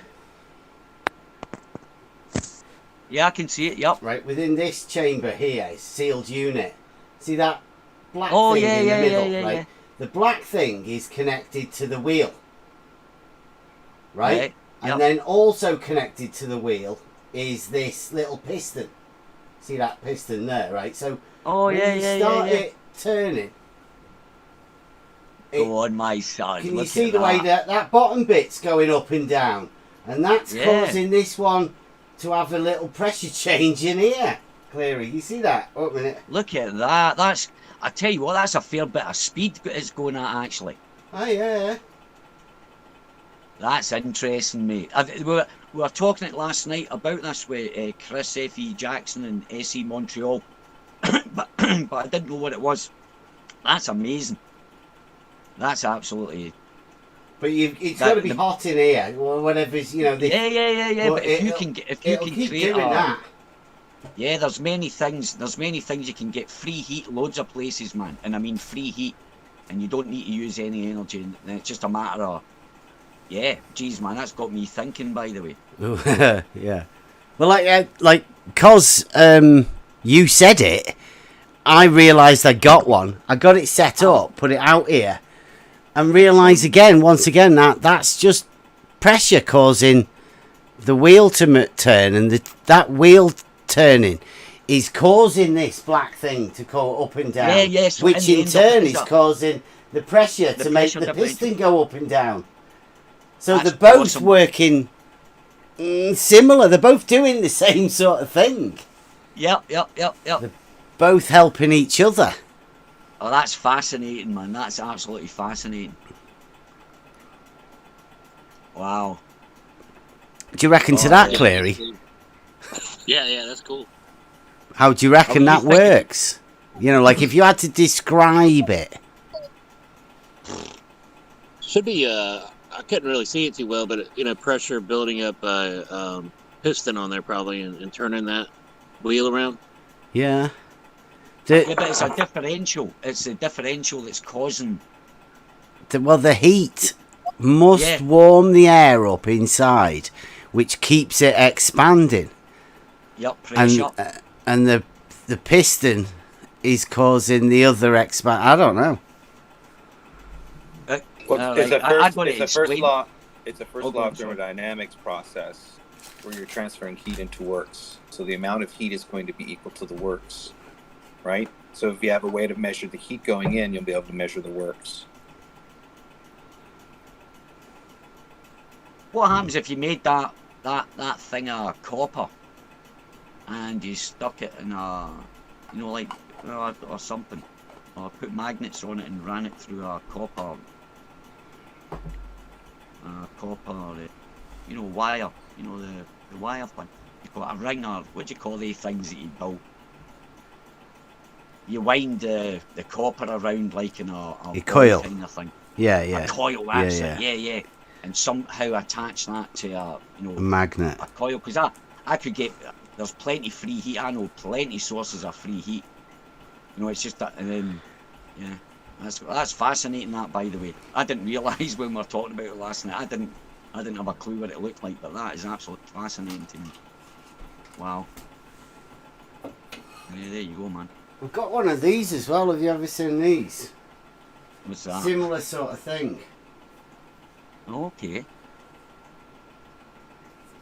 And how's that working then? What's that? Is that just similar sort of thing? This becomes the pressure vessel.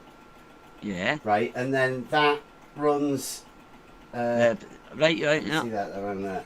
That runs this wheel, with the piston in here, going in and out. But this one has a little cog on it, and you can hook this one up to a generator, so you can use this unit with like a little, like a little Bunsen burner type thing, one of these oil light type things, paraffin lamp. You put that underneath it, and that it starts chugging off, doing probably the same sort of thing, piston in and out. So this one's a slightly bigger one. The idea was I was hoping to see whether I could get it running from the sun on this. If you can get this heating up, then you can what cause this. What temperature are you talking? Well, I don't know. We didn't have a good enough summer, so I didn't get a chance to try it. Right. But I mean, this little pot will run it similar sort of way. These are all like science things. Yeah. He's not using them though. I wish I paid attention more at school in science classes. It reminds me of that video guy I've been watching lately. Just like that guy.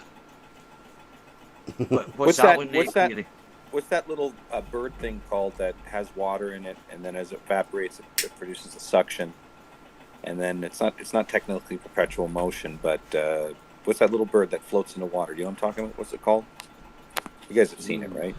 Yeah. I'm trying to think. So fundamentally, in all kind of free energy processes, that's what you're kind of doing. You're looking at the element of heat, and then you're transferring it into an exchange of energy. It's not free energy. This is just a pressure transference, isn't it? Yeah. It seems to be using heat to cause a pressure transference. But you have, I think, I'm just recalling, for the first law, you have different ways of heat transfer. Some gases don't actually transfer heat. Some gases do. You have a closed system that's like, I'd have to look up the systems again, but there's different ones, right? I think yours is a closed system, but then the fluid inside can expand on heat, right? So, I don't know. I think I'm just talking to the choir here. You guys already know this. Well, we're making our own laws, right? That's what we're about here. I guess, but you're trying to determine what kind of energy could be used out of it.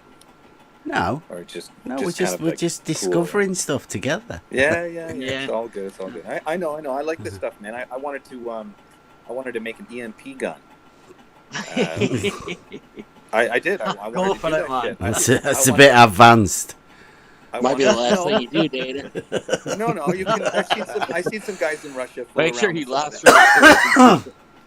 But out the microwave, build it in the DeLorean with a microwave oven. They took the motor out the microwave oven. Was that the one you took? The Russian dudes that exactly. He took parts of a microwave. They are crazy, man. They guys are absolute crazy. Yeah, it was a ray gun. They turned this thing into a ray gun or something, didn't they? Well, the idea is that they were going to do some EP, and they were testing. They actually tried testing their TVs and shit. It didn't work.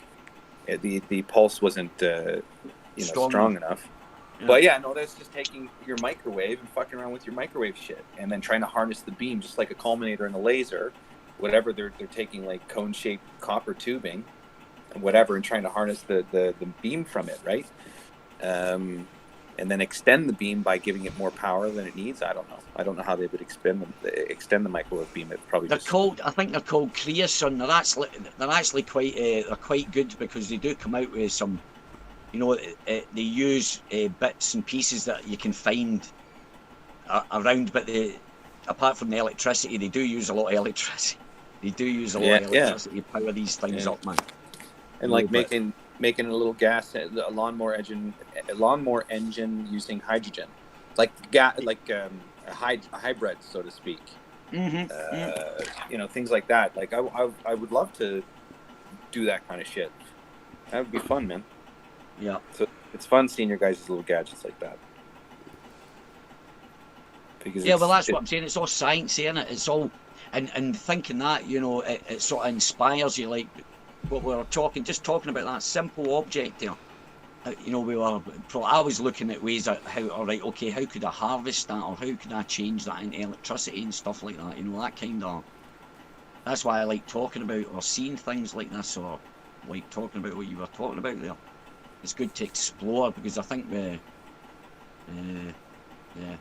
I don't know. I think maybe that's why they keep some of the science or some of the science different. So because most of the inventors, they come from us. That we are, we are all this. We're all the same regarding that. It's as if they kind of talking about the controls or whatever harvest our natural instinct to create things.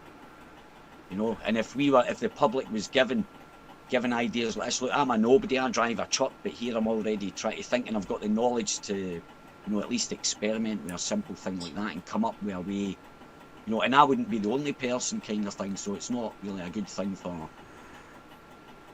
kind of people to have time on their hands and look at things like, otherwise, I think we'd be living, I don't think they'd have as much control over, because energy's a big thing, isn't it, man?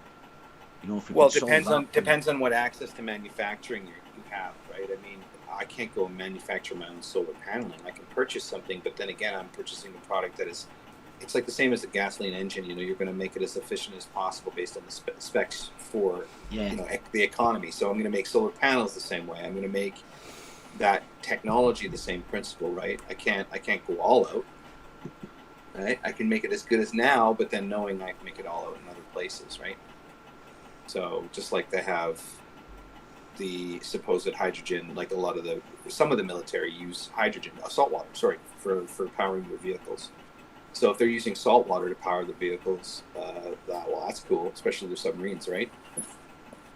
Yeah, well, exactly. That's, like, so imagine like everybody knew that. You suddenly turned around to someone that, is a bit handy or a bit, had time in their hands, they were thinking, and you said, hey, by the way, do you know you can power a motor by, salt water or whatever they say, or whatever. That guy's going to go away and develop something that, he's going to have, and then maybe, because that's a big thing, energy is like there's a big cartel with that. They've kind of got the grip on it with our so-called fossil fuels and kind of stuff like that. So you would be a bit of a threat. But correct me if I'm wrong. We like you and me right now. If we, there's guys that have made, water burning motorcycles, right? Like saltwater driving motorcycles. There's one guy that supposedly made one, and nothing happened to the bike. They're all going to battery electrical storage, right? They don't want to use the water. They're going to battery electric storage because it's a limitation, I think, with the water, because you can literally make your own salt water. You could literally make your own source of fuel, and I think that's the catch with Ford and their technology too, because if it's hydrogen based, as soon as somebody gets the patent of the design, somebody's going to reverse engineer it, and it's done and did, right?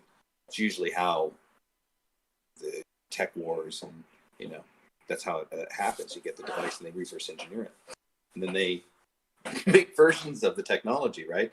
So we have that accessibility to reverse engineer the technology that we have now. We actually have the ability, you and me, probably within a couple of years, could make to reverse engineer the technology that we have now. So like Ford made a hydrogen fuel cell. You've never seen that technology, you and me. And we wanted to use that technology, we reverse engineer it, we figured out how to make it. So that we'd have access to it, right? This is how the world works. So if somebody comes out with a VHS cassette as new technology, well, you've got 4 other companies pining for the patent as soon as the patent expires to make the same product. And it's a simple example of taking over somebody's invention and then making your own. But usually that's what we have access to now. I could take my iMac computer apart bit by bit, organize it bit by bit, and if I was that kind of person, I could see how they built their computers. People do that. See how they built their computers. I don't think you can have a look at different chips, but you can't see what they've got inside all of them chips. You can't. If you have the technology to, for sure. If you have the technology to read it, for sure you can. If you're savvy with code, of course you could. It's the same guy. I'll give you an example. There's a guy that refurbishes Teslas. He's actually been sued by Tesla, under investigation by Tesla, but all he likes to do is repair Teslas. So what he's done is he's taken them apart bit by bit, see how they work, Tesla doesn't like that. Tesla's like, you're not allowed to take my cars apart and put them bit by bit and see how we work. You're not allowed to do that. But he does it anyway. And he's actually got clients where he goes out and fixes their cars for them. And Tesla's like, this guy's Tesla's enemy, right? So there are people that take the current technology, reverse engineer it, figure out how it works, and they do their own version, or, you know, become knowledgeable in the technology that's there, right? I don't know what's in my fucking phone, but if I spend 10 years researching the shit, eventually I'd know. Yeah, but then you'd be 10 years out of date. It doesn't matter. That's just a bad example. I'm just saying you can learn it, right? You can reverse it. All the technology we have right now, we can reverse engineer. For sure. Maybe not missiles, you know. Maybe there's some limitations. I'm interested how the guy gets away with it more rather than doing. How does he get away with it then? Well, I'll give you an example. There's this guy named Louis Rossmann. He's a computer repair guy, popular YouTuber, and does tutorials on how to repair MacBooks. But Apple hates the guy, and has actually said some bad things about the guy. And now he's fighting for the right to repair. Okay, so what's happening is so he's been sued. No. Well, he won. He's never lost. He's won every single case because. All right. Okay. He's just a straight up dude. I watch his tutorials. I watch how he fixes boards and shit. Just for shits and giggles. It's just actually because he's just a good dude. And he's smart what he does. Louis Rossmann, check him out. But anyway, he is trying to do what's called fight to repair, which means is that Apple and future companies no longer want you to own their products. They don't actually want you, even though you buy it, they don't want you to own it. In other words, they don't want you to take it apart. They don't want you to see what's inside of it. They don't want you to fix it. So he's been winning in court. Now he's going to fight against this law that they want to pass, because it's his whole entire life. You know, it's 15 years of fixing computers. He fixed a lot of Mac computers. He'll never own a MacBook, by the way, or buy a Mac phone or an Apple phone. He says he knows too much about them. He doesn't like how their companies run. Yeah, they've done good things. He'll give them a fair chance at being a good company, because they do have good things about what they do, or else people wouldn't use it. But when it comes down to what you're going to own and how these companies want to run, they don't want you to own their technology. And they're going to make a law where if you open it up and fix it, it can be a federal offense. So there must be a reason. The new chip, the A14 to the M1, the silicon chip, the faster computer coming, still does not protect your privacy. They've allowed the chip to be. They've allowed it so that any app you open up, any location where you're at, whatever IP address, whatever you've done for the day, it's any third party that wants that information has access to it. So there's most apps and most of these programs that we download, they've all got back doors in them. Yeah, it's worse in 2021. You won't have any privacy rights. You won't be allowed to own the technology eventually. Oh, right. Oh, well, that's a bit. That's kind of. That's kind of restrictive. Yeah. Well, that's what they want. Whether that happens or not, I'm saying that's what they want. That's what they're fighting for in court right now. And so if you follow, I know Bev's back. Wait a minute, because I wanted to. I've struggled with what a sine is and a cosine, and just before we started the conversation, we were just about going to find out what it was, because I, as I say, I don't know what it is. Don't you just do the SOHCAHTOA? You write out the acronym SOHCAHTOA. Yeah. Do you want us to give you a quick go over? Yeah.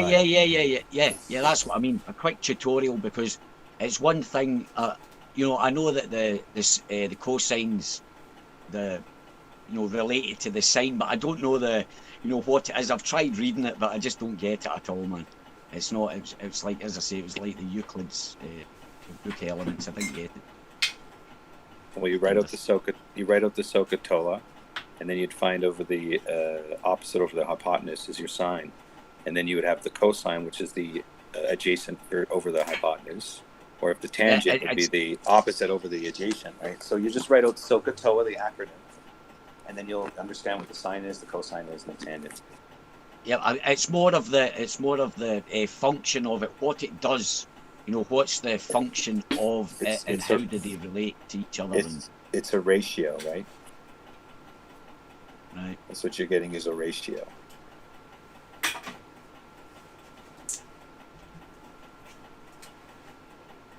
right? Because it does kind of, and I know, yeah. It's just I'm kind of that way. I need to be kind of shown or pictorial wise and with words as well. Let me just get this big screen on here. Might have to shift my camera down a bit. No, I don't need to, but shift my camera down. Big screen. So right, that's the Earth then, is it, Bev? Bev, is that the Earth with the equator? No, this is a circle, right? Hey, Bev, here's a circle. Have you ever tried? I haven't tried this recently, but Ptolemy's. You know how you got Pythagoras is a squared plus b squared equals c squared, right? Yeah. Ptolemy. That formula. I didn't know this, but that formula is just a cheaper version of Ptolemy's formula. Did you know that? And if Pythagoras' theorem. Yeah, it's actually just a poor man's ripoff of Ptolemy. If you look at Ptolemy's formula, now I haven't written it down in a while, but I'll talk about it later. I'm going to go write it down. Cool. I just wanted to see if you knew that. I forgot about. I actually forgot about that. That Pythagoras is a poor man's version of Ptolemy's calculation. Pythagoras is all right. Yeah. How do you get? What do you mean a poor man's version? It's like the idea of it is to simplify it down to its most basic root, and we'll get there in a bit anyway. I don't think you can simplify it any more than that. So no, that's what it is. It's a simplification. It's a simplification of Ptolemy's calculation, his formula. Bit like my one's the simplification of the Black Swan. Yeah, exactly. Yeah. Hang on, right, let's get down to this. Come on, guys. Hang on. Well, before you get into that, Bev, can you just... What did you go through with Dawn? Pardon? What did you go through with Dawn for this thumbnail? Oh, Dawn was up down, walking up down, wasn't he? Were you not there for that one? It bores me, so yeah. He was doing. Obviously, when you have to compete with the Kozlowski curvature conundrum, there's two different models. Oh, that's right. Yeah, and he was walking up down. They were both walking up down. Yeah. Got it. Right, sorry. Nice one. Right, this is a circle. You can't see the bottom bit because it's not in frame. But this is, hopefully, it's in the middle, and I've got the point there, right, Ali? Hopefully I've managed to, because my compass has only got a big sucker on the middle of it, so I don't know where the centre point is. I have to put it in afterwards. So hopefully I've got it in the right place, and it is somewhere around the centre, right? Now, this is the basis of all of the triangles and everything you do, and the sin, cos, tower, all of that sort of shit, right? This line here is the diameter of a circle, straight through the centre, all the way. Right, now, we pick a point on the outside of the circle there, and we get a square and we draw. Are you here, Ali? Yeah, mate, I'm listening. I've just got myself muted so I don't interrupt. No, yeah, it's all right. No. I want like it was much better if you're with us, right? So we've picked a point. Yeah, we've drawn from one line from there to there, and then we're going to do another line from the other end to the corner. To the corner. Right, now we picked a point there at random on there. You could do that anywhere, right? Anywhere. So I called this the hypotenuse, right? Do you know what the hypotenuse is? What's that? It's something to do with Pythagoras. In a triangle, right? A hypotenuse is the longest side of a triangle, but a very specific longest side of a triangle. It's always opposite a right angle. Ah, right, now I'm with you. Yep, the square and the hypotenuse is equal to the square of the sum of the... Yeah. Well, we'll get to that in a bit, but anytime you draw a circle and put a point on halfway across, anywhere, you could put that point anywhere on this circle, and you would always have a right angle there.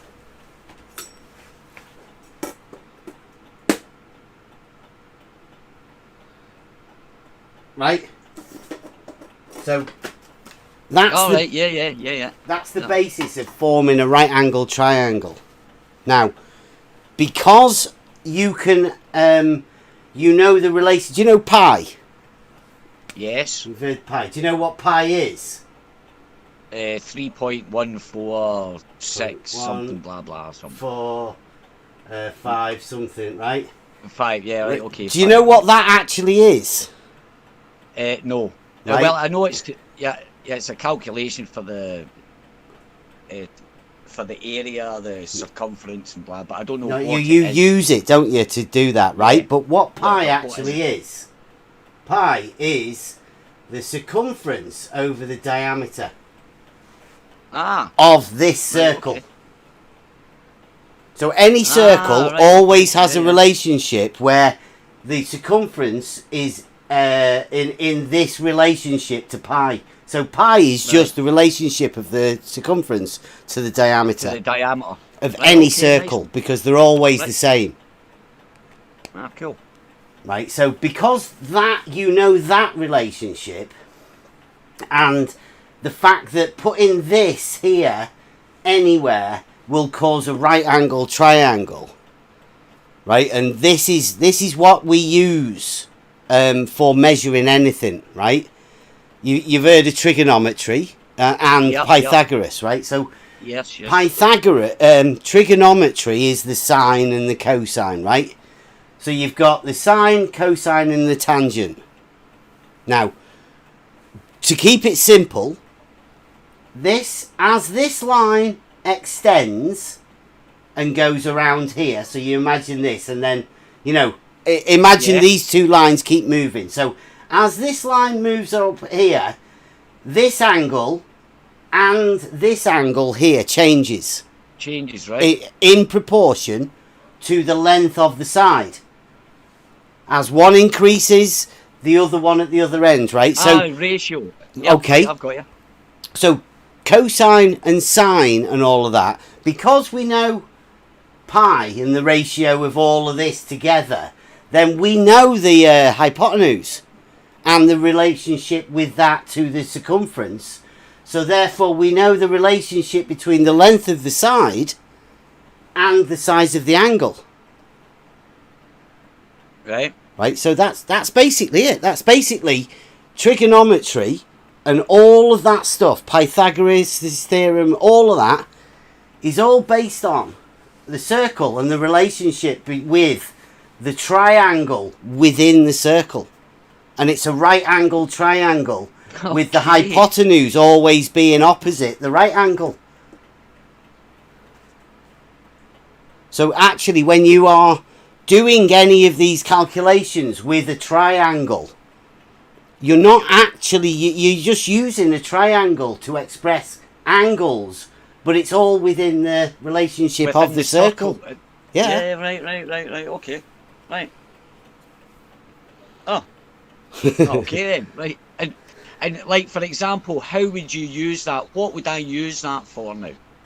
Well, if you knew, let's say, if you know the length of this side here, which will be the diameter, of the circle, the hypotenuse. It doesn't really matter if you're. Right. So it doesn't matter whereabouts it is within that circle. That straight. It could be 3/4 of the way up. Could that be that? You know that? Does it have to be in the middle? No, I mean you don't need the circle, do you? At all. You can just draw the triangle and know that the circle's sort of around it. You know, the circle's built around it, and the relationship of all of this stuff is built around the triangle. It's the same thing, really. I could work out the circumference just knowing those. If I drew a triangle there with those angles, I could, with the length of those that triangle, I could draw a circle around that kind of thing. Well, I mean, you wouldn't need to if you're trying to do measurements. No, I know. Right, yeah. But the relationship would be is if you know this side and this side, then you could use Pythagoras' theorem to use this. There's no need for angles. Right, yeah. But the relationship of the angle comes in when you only know one side and one angle. Then you can use the sine and the cosine formulas and all of that to use all of this information that you know about the circle and, you know, the relationship between the angle and the length of this or the length of that. Right. Okay. All right, cool. It's actually arctangent or arcsine or arc, in other ways of putting it. And you divide it over the 2 points to get the angle, right? You just measure the angle, don't you? You measure that angle. If you're doing a circle or you're out there in reality measuring any of these things, you just literally measure the angle. Yeah, I'm just saying for the formulation, though, when you're using the SOHCAHTOA to get the degree or to get the calculation, you can go arcsine. You just add these numbers and the angles into the position that you need to do for the trigonometry. Yeah, it's pretty simple. I know, to get the angle though, you'd have to use the arcsine to get the angle, right? You wouldn't just use sine to do it. Sine would be putting the sine and then the angle to get the side, right? What would you want the angle for? Well, you'd either measure the angle or measure the side to know the length of the other side. I don't think you'd ever need to know an angle, would you? Well, you could. It's all about the length of the sides. If you had the angle, you would use the sine function, put the angle degree in that sine function. Yeah, to get the length of the side. Yeah, divide whatever else is, in the equation to get the other side, right? Yeah, I'm just dealing with the practical use of it, right? It's nothing about the mathematical and sitting in a thing and doing computations and all of that. That's of no use to anyone. It's just the reality of it, you've got to make it easy to understand and the practical uses of it. Otherwise, I don't know, you end up going into fantasy geometry and it doesn't make any sense. I mean, the amount of people that don't even know that this is how a right angle triangle is formed. It's shocking. If you make a square out of that, complete the square inside the circle there, and then label the bases A, B, and then CD. You can use square. This is how Ptolemy did it. So you're doing triangles. It's the only shape that you can use to measure distances and angles. You're using the log cosine, which is a squared plus b squared equals c squared, right? That's what you're doing there. Well, this is why we use trigonometry and Pythagorean formula. Because it works in reality. Yes, I understand. If you just drew a square, Ptolemy uses the square instead of the a squared plus b squared, like the simple version of it. Just to let you know, that's the same concept, but Ptolemy uses the square instead of the one triangle. What sort of a square, though? Well, it's a square with two right angle triangles. Oh, the oblong. No, it's a rectangle. Sorry, rectangle. Pardon me, not a square. What was I saying? Square. Rectangle. Wasn't that oblong then? No. Rectangle. No, it's two right angle triangles. What's oblong then? Is that not what's that shape? Oblong. Oblong. That's a rectangle. Yeah. I like the oblong. Yeah, I thought it was. Maybe it's another word for it. Old school, that. Yeah, sorry guys, I'm an old bugger. Yeah. I'm old school young too. Whippersnappers. So the square inside a circle. It's just that's why it's getting too complicated for me when it does that. That was fine. That was I try and keep it simple, right, Ali? Is that what you were after?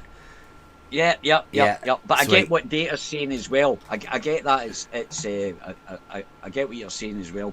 But that's simplified it for me because I hear people talking about it and I don't have a clue. And as I say, I've tried to read up about it and I didn't get it. But now I can see it. Now I can get it. and now I'll just forget all about it because it's not important to me. But there you go. It'll probably come in handy at one time. At least I'll understand when people are talking about sines and cosines. I've got that picture. I can build a picture in my head at least, so I can at least follow what I'm saying. Yeah, if you're talking about a right-angled triangle, you're actually talking about the relationship of a triangle within a semicircle there. Yeah.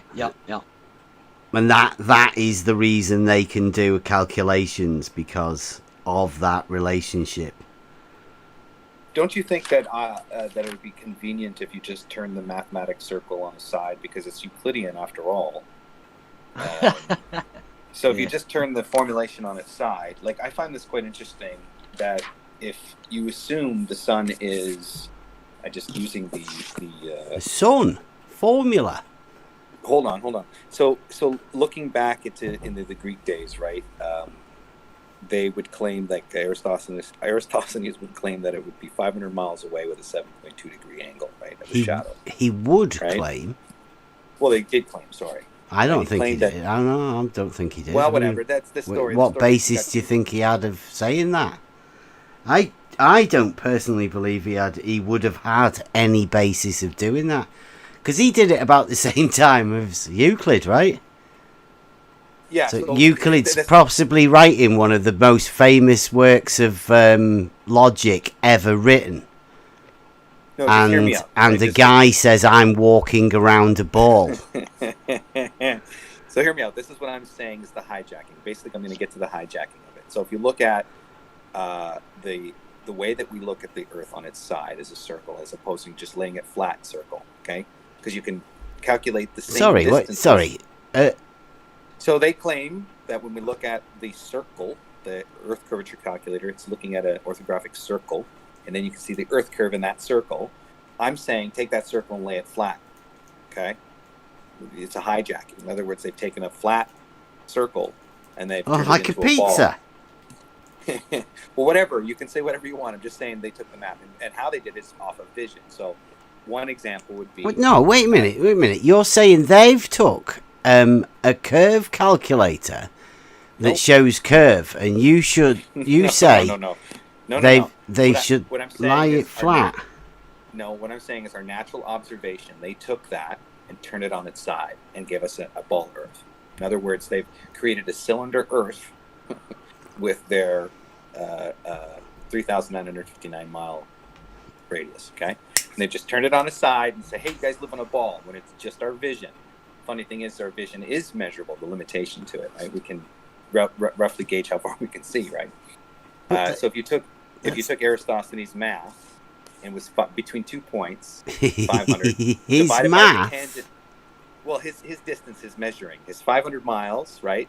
Between so if you take 500 divided by the tangent of 7.2 degrees, okay, you get 3,957. 500 miles. Well, between 2 points, right? He was in one point, and the other point had the shadow of 7.2 degrees, right? That's the. They're using miles. I'm just saying this is the basic. Like back in the day, this is what they came up with. Did they use this miles back in the day? Well, it was Stratia. You know, like that. Where was the angle that he measured? Well, it was supposedly from a tower or looking down a well, depending on what story you are interested in. So that's the 90 degrees. Okay. So the point is the math is. No, it's the point. Miles. No, the point isn't about it. If you want to say the math, the point is the math. Then we need to be able to draw a triangle, don't we? To be able to do the math with. I'm just saying what they've done is they've taken their observation with their eyes. They've turned it on its side orthographic and said we live on a sphere. And what I wanted to do is present some of their math that comes from Aristophanes, or the idea that these numbers are associated with his observation. The triangle. Let's draw the triangle that Aristophanes is meant to have done. So 500 divided by tangent of 7.2 degrees gets you a distance of 3,957. Because I'm adding 500 miles. That's a straight side, right? So just using the math, 7.2 degrees. Yeah, the math at of a 5.5. triangle. We are making a triangle. The geometry. That's right. Okay. So this triangle that we're doing has straight sides, right? So in his observation, he's claiming that a shadow from a tower is at 7.2 degrees. Okay, so he's observing a shadow angle at 7.2 degrees. Mm-hmm. What I'm saying is he's taking the distance of 500 miles and he's dividing it by this degrees, because in his mind he has to create what he sees with his eyes. Is he making a triangle when he's doing his geometry / maths? When he's looking at, well, it depends on the observation we're looking at, right? If you're looking at the tower, all he's doing is measuring that angle, 7.2 degrees, based on that height of the tower. Yeah, an angle from where? 2 straight lines, right?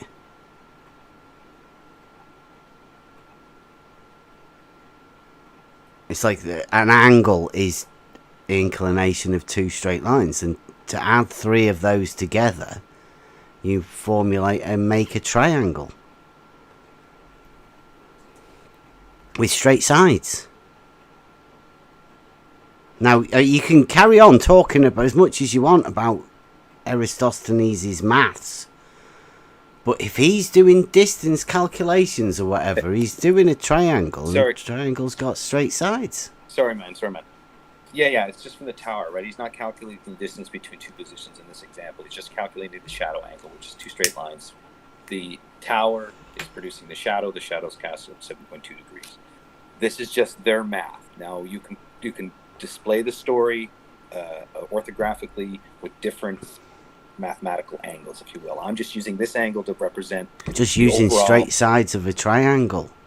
Well, what I'm doing is I'm taking the I'm distance. not like justifying any sort of curvature or any sort of ridiculous maths here at all. Exactly. That's not ridiculous math. I'm just saying they've taken their eyesight, and this is one of the workarounds they've done. If I can just finish with the example, you'll understand. So you get a radius of 3,959 miles just using that math, right? Or 57 miles. How? That's what 500 divided by tangent of the 7.2 degrees. Right? So he's saying where'd you get a tangent from? Well, it's the it's the basic trigonometry calculation for the shadow of 7.2 degrees from the tower. So he's assuming a sphere. No. Or a circle to get a tangent. No, so what he's doing is he's measuring an angle, like the story, right? The story says he's measuring the angle of the tower shadow and it's casting at 7.2 degrees. Now, there's other stories you hear where, no, I'm asking you where you got the tangent from, not a story that's related to a story that's a maybe-so story. I'm asking you where you got the tangent from. Well, I'm just using his math and using the trigonometry function of the tangent, which is 7.2 degrees, to get the overall radius. The tangent was 7.2 degrees. So where was this angle measured then? From a tower. Just what, from the top of the tower? So the top of the tower to the base of the tower was casting a 7.2 degree. Where was the angle measured from? That would be, you would have a right angle at the base, and so it would be either from the end point or the top point, so either along the hypotenuse, right? So I'm just trying to envision, right? We've got a tower, and that's obviously on the floor, right? And the sun, the big light, is up in the sky. Now we're measuring an angle of 7.2 degrees. Where is this position that you imagine we're measuring this 7.2 degree angle? So if you have the tower up, tower's there. So let me just see where the angle would be. It'd be there or it'd be there, right? I don't know. So the angle would be the angle would be at the end of the hypotenuse, 7.2 degrees. Right. So we've got a straight line. So if you've got, be the end of the hypotenuse. And here's the tower. It's not fancy, but it's a tower nonetheless. So you can use 500 divided by. Where's the angle? Right. Should I put the the end sun of the up hypotenuse. here? So you're right. Where should I put the sun? Right, So because if the sun here's is the at tower, the- here's the floor. Where's the sun going to go? If sun is at the tip, let's say well, it wouldn't be there. The sun would be 500 miles away, right? Technically, that's the sun would be 500 miles away. Technically, you sound like Aristophanes was putting the sun 500 miles away in his calculations. So his example was from 2 points. There was a distance along the tangent. Okay, but wait, go on. Where's the sun? Should I put the sun here? So along the tangent line between 2 points, it's 500 miles. Where's the sun going to go? Here. So let's put the sun. The sun is supposed to be at the, let's say not at the observer. Obviously, the observer is noticing the shadow. And he's going like this, because he fires out dead straight line. Oh, wait a minute. Dead straight lines. So dead straight lines all the time, always straight, going everywhere, right? So along here, there's a bit that doesn't get him, right? So are we going to call this the shadow here?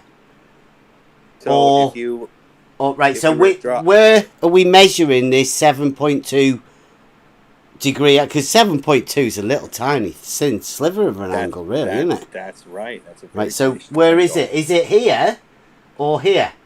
It would be the top part. We just labeled it. This one here. Yeah, that's right. All right. So the sun would have to be here, right? No, the sun is 500 miles doing away, something like I know, but I mean, in order to get 7.2 degrees here, and it would have to be measured from this corner here at the top of the tower. Are you sure that's right? So if this is not an example that I'm displaying, if you want to erase that and draw one tangent line, you're going to draw the tower at the 0 point. Tangent line? That's what I can't work out. What's a tangent line? What do you mean? A tangent line? Can you not see there's only straight lines in that triangle? What are these straight lines? What? In that triangle, where the column, the shadow, and the hypotenuse, there's only straight lines. You said there's a right angle there. Here's your tower, so that's a straight line. This is the floor, that's another straight line, and then you've got the sun casting shadows here, and that's the other straight line. So that's your triangle, surely. Yeah. Yeah. Sure. Yeah. Right. So you're saying he measured the angle up here at the top. You can measure it there, or you can measure it at the bottom, right? It doesn't matter. Measure it here, like this? No, because that's a 90 degree, right? Well, this is a 90 degree here. This So one would be pretty close, wouldn't it? Because this is only 7. That's the point. You can measure it both, and you can deduce it from a 90 degree angle, right? So. All right. So we could put another 90 degree there and measure the angle between the shadow and a 90 degree angle there. But I mean, that's a bit of a joke, right? Sure. Can you imagine doing that? Walking supposedly 500 miles, but it's 500 steadier or something like that, right? Yeah. To get here, to go, let's measure this little bit of a thing here. Because it's not even at the same time, is it? No, the point is that if you look at the calculations, I wanted to show you that if you use the angle of the the calculations are nothing. It's the maths is rubbish. Exactly. So what I'm just trying to say is that they've taken their observation and they've used this example, Aristophanes 7.2 degrees, 500 miles, to give you a radius. But if you use, you've been given a story that you're perpetuating. No. What I'm trying to do is show you what the story is all about and how it's actually fraudulent. Where that tangent comes from. Well, tangent is part of your formulation, right? Your formulation? Have you got a formulation there, DP? No. Come on, guys! Stop being so semantical on me here. You're the one that claimed a tangent. Well, I'm just using the formulation 500 divided by tangent of 7.2 degree, right? And where does the tangent come from? Well, between the 2 points, right? No. What 2 points? The observer and the 500 miles away. So you've got to assume the sphere to begin with. No, I'm not. Of course you have. Of course you have. If you've got your observer, from where you are to your observer, if you don't assume the sphere, you've got no tangent. So you assume the tangent, you assume the sphere. Yeah. So what I'm showing you, if I haven't concluded my point here yet, is that if you take the calculations of this particular procedure, assuming the tangent between 500 miles and the degree, 7.2, you're going to end up with a radius that they claim is 3,959 miles. So you assumed the tangent. So, no, let me continue. You just said you assumed the tangent. So if you let me continue. So if you use your calculation... What's the point of continuing when you've assumed the tangent? No, I'm saying that I'm using their example to show you that it's actually a hijacking of our vision, but I never get to conclude the point. You keep going about the focus of their... Yeah, you always wanted to talk, DP. Always. So what I'm saying is that this particular formulation is a hijacking of our vision. We've heard the assumption that the sun and moon are 4,000 miles above, or give or take, right? 3,000 to 4,000 miles above. If you just assumed it there, because that's of course, the first time I've heard it assumed today. Exactly, I'm assuming that. Professor Phil likes to assume shit like that as well. Yeah, you don't normally do stuff like that. I'm looking at trigonometry for the assumption and basic measurements of angles and straight lines. We would get a sun in and around that. If we were to use trigonometry, basic trigonometry, we'd get a sun in and around that height. Now, how can you use I can't confirm it. Trigonometry to an assumed position. Well, I just said an apparent position. Sorry, I'm not certain. I'm not certain. An apparent position. Yeah, I just clarified that. I'll just repeat myself again. We use basic trigonometry right now to determine the height of objects. Fundamentally, we can use basic trigonometry for that. Using this basic trigonometry function, even though it is an apparent position of the sun, we still end up with a calculation. Just said that. So we can accept that calculation. An apparent position giving you an apparent distance, yeah? I just said it, dude. I just said it. Again, I'm not stab in the dark. I'm not opposing this. I'm clarifying it and making it known that it's an apparent position. You've got absolutely no idea where it is what you're saying, yeah? So the apparent position is based on our vision. Everything's so you've got absolutely no idea where it is, just to clarify, yes? So do I know exactly where it is? No, do I not? Do I have a rough exact position? Yes, I do. No, you don't. So using trigonometry, you can deduce a rough estimate of the location. Now, whether it's there or not, I cannot confirm it. On local level stuff, you can use trigonometry with a little bit of calculus to make more precise measurements. The fact remains, using these measurements are based on our vision. Okay, period. It's fundamentally based on our vision. When you take the 4,000 size or 4,000 distance to the sun, assuming its position based on basic calculations, it will always work out to be the radius of the Earth, the circumference of the Earth. Where did we get from maths to what Earth shape? So I'm just saying. With assumptions, Bev. Wow. Exactly. They've taken our vision. They've conflated what we see, given us measurements for it, and told us the size of the Earth. All I'm saying is that they've taken that and turned it on its side. Instead of putting it down as a flat circle, for instance, 1 mile, do objects change a degree in the sky?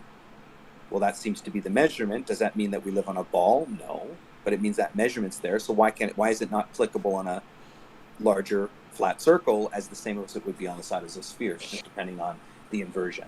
It's inverted, therefore we're on a flat circle with measurements based on objects. Do you want to know an interesting fact? I'd love one, yeah. Well, I'm sure you'd already know it, but DP and Cleary and all of that, right? If this is the triangle, right angle triangle, and this is the formula everybody's heard of, so Toa, right? So the sine is the opposite over the hypotenuse. Right, so that would mean, it depends on what you want to calculate, right? You want to calculate the side? Here? Then you want the opposite angle, size, and the hypotenuse. So you use the sine of the formula of the opposite angle over the hypotenuse to find out that. Right, now, cosine would be if you have this one, because this is the adjacent angle over the hypotenuse. So then you'd use the cosine of the formula and plug in the adjacent angle and the hypotenuse, right? So if you've got sine and cosine covered by the relationship of this angle with the hypotenuse. Only leaves that. Do you know what that one's called? Opposite over adjacent, your tangent line? Tangent. Ooh, what's that mean then? How do we get a tangent? That's not a tangent. Straight line that meets a sphere. Is it? It's not in this, is it? That's the definition of a tangent, though. Yeah, but we're doing trigonometry, and we've got the sine, the cosine, and this is a tangent. See, I see the tangent as a straight line anyway. Regardless. Yeah, but it's not actually, is it? It's the relationship of this side and this side, or this angle and this angle together, right? Sure. Irrespective of the hypotenuse, right? So what it's actually talking about is this little point here where it's touching, and and the relationship of the angles within the triangle around this point. So it's not talking about a straight line. This within this here anyway. It's just talking about the triangle on the inside of the circle, and this is the tangent position. I never saw the tangent as like something dependent on a circle. I just saw it as between 2 points on a surface. No, it's only 1 point on a surface. To get the tangent. Yeah, but to get the measurement though, you need 2 points, right? No, the tangent is just 1 point on the surface. It can be expressed as a line perpendicular to that, but it is literally the point. That's what the tangent is. It's if the sine is this one in respect to this side, and this side in respect to this side, all of this bottom end is covered by the sine and the cosine within the angles. This one is the angle already known. Always known. It's always a right angle.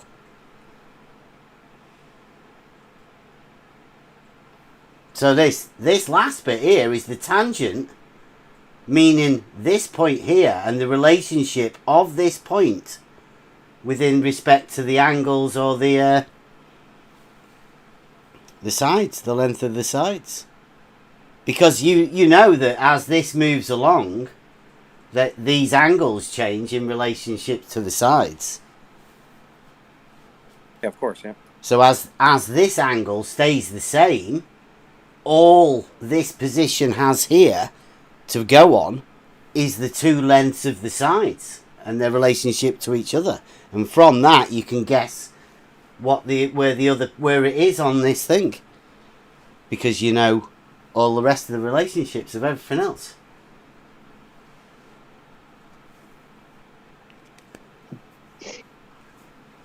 I love doing this sort of stuff. Yeah, man, I think you might dig Ptolemy's version of these calculations, man, because I don't do calculations. It's not just calculations. It's just A times D is equal to B times C plus, yada, yada, yada, right? So these are just... It sounds too convoluted. It's actually I like better. the way Pythagoras is actually saying it. Yeah. Have you looked into the chord and have you, because for instance, when you're doing, let's say you're doing surveying and you want to make a horizontal line between two positions, have you ever thought of calculating the arc, what the arc would be? I just use an auto level. No, I know. Okay, yeah. So yeah, I wouldn't calculate it at all. There'd be no need to. That'd be not in the globe sense. Useless. The arc. Not in that way. What I mean is, if you were to make, let's say you were to know 2 points, let's say it was a mile long, and in that mile distance, you would have the elevation and distance data between the points, right? All the several points in between. You would know that if you would map out each height of each stick vertically, what the elevation difference would be plus or minus, right? The stick would be 4 feet here, next minute it's 6 feet here, next minute it's 2 feet there, right? But you'd be able to calculate that, right? You'd be able to see that difference. Yeah, you wouldn't need to calculate it. You would actually measure it. Well, that's what I'm saying. You're measuring it, right? So if you took a string and you were to calculate that string distance, you would calculate. Wait. So imagine all these vertical. Why would I calculate a string distance? What? Okay, so let me finish. Sounds like you've got an aversion to measuring stuff. You want to calculate. So let's say you everything. had all these. Let's say you had all these vertical sticks in the ground over a distance of a mile. No, we just get one measuring stick. You don't need loads. You just need your rod boy. Listen to the example. Listen to the example. That's me, actually. By the way, I'm the rod guy. So yeah, so just listen to my example. So let's say you were to measure these 2 points, and in between the points, you'd know all the elevation data of all the land at each marker.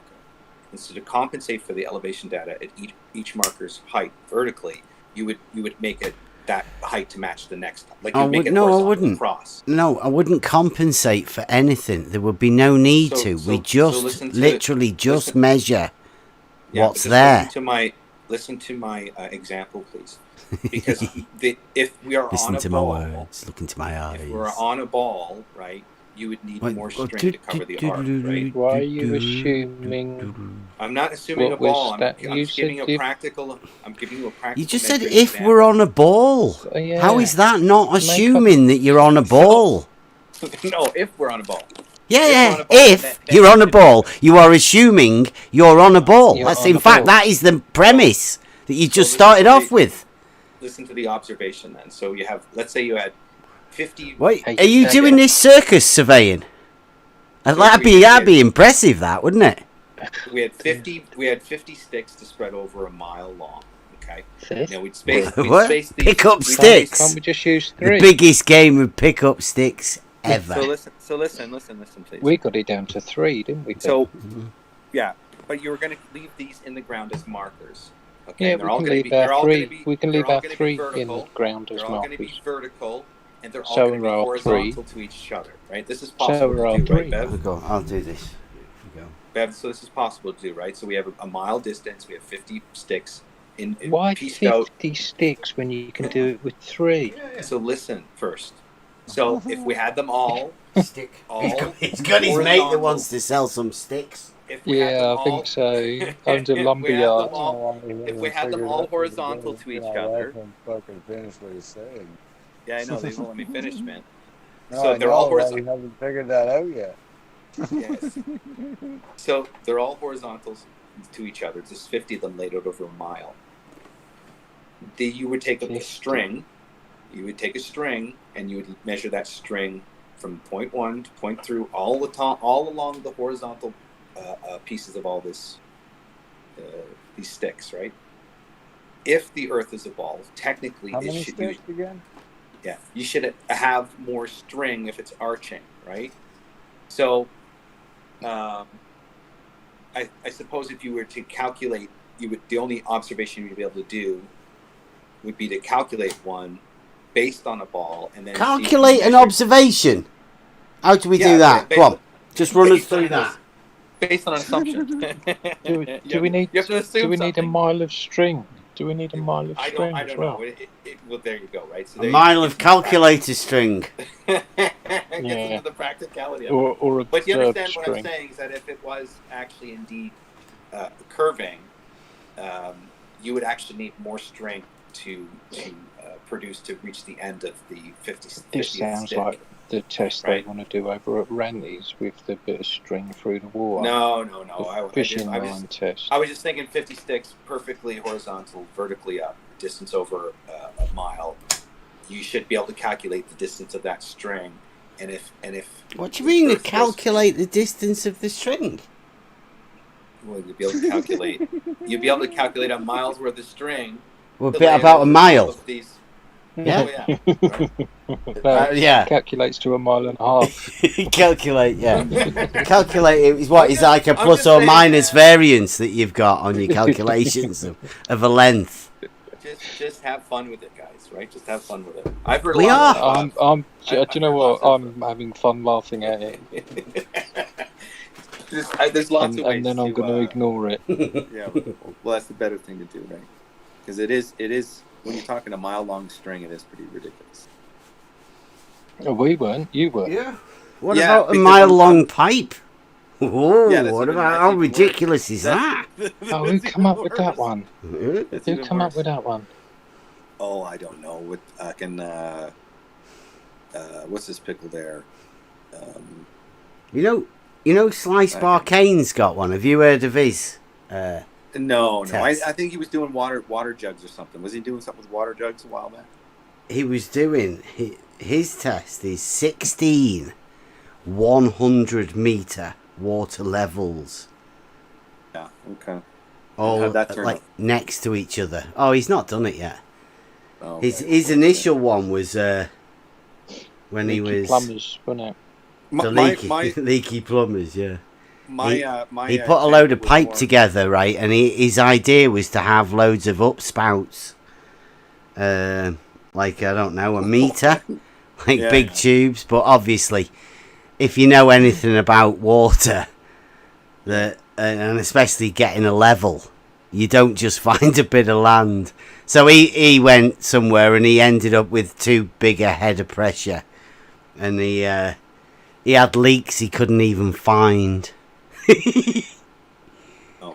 So yeah, it was a bit of a failure. But his new one is to get 16 100-meter individual water levels and put them next to each other. So you've got 1600 meters of water levels, just 16 individual 100-meter water levels.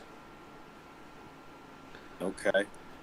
I was just thinking if the Earth's curved, right, it has to have an arc to it, and if it has an arc to it, that means you should be able to draw a chord, and so mathematically, you should be able to do that by putting some vertical sticks across a period of distance. How good's your logic? Well, it depends what we're talking about. Talking about like water levels, reality. Yeah, we're not going to be able to do much with and chords. Well, that's just all concept, right? It's just all concept because a circle's a concept. Yeah, you brought it into it. You brought the chord into it. Well, because just looking at ways to see, I was looking at distances and maps. Yeah, and I was just pointing out the fallacy that lies within the statement chord.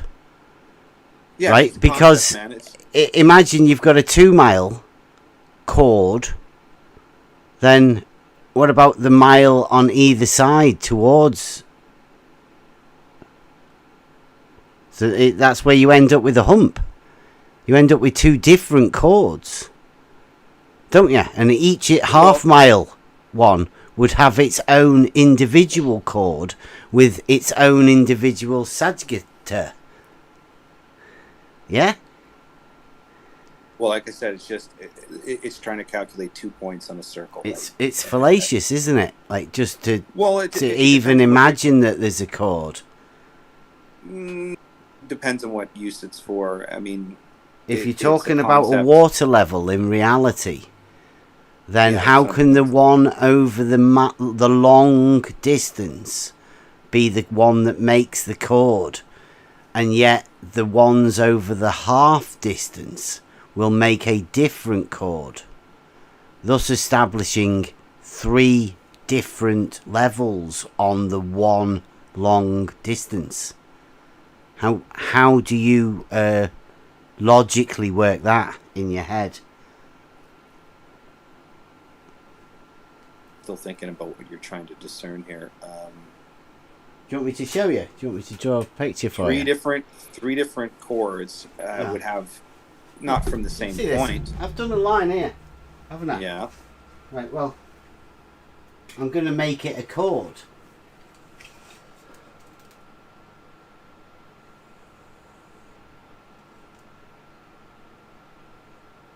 Oh. Thinking went undone. Right, so that's a chord. So let's say this is 2 miles.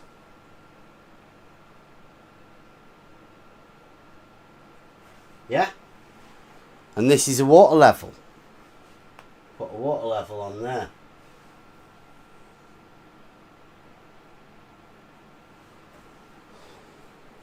But then we've got some genius people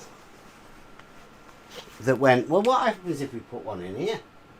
A water level. And they said, well, it'll be up there like that.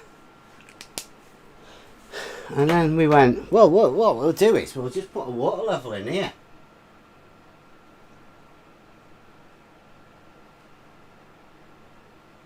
And then this one would establish its own chord, wouldn't it?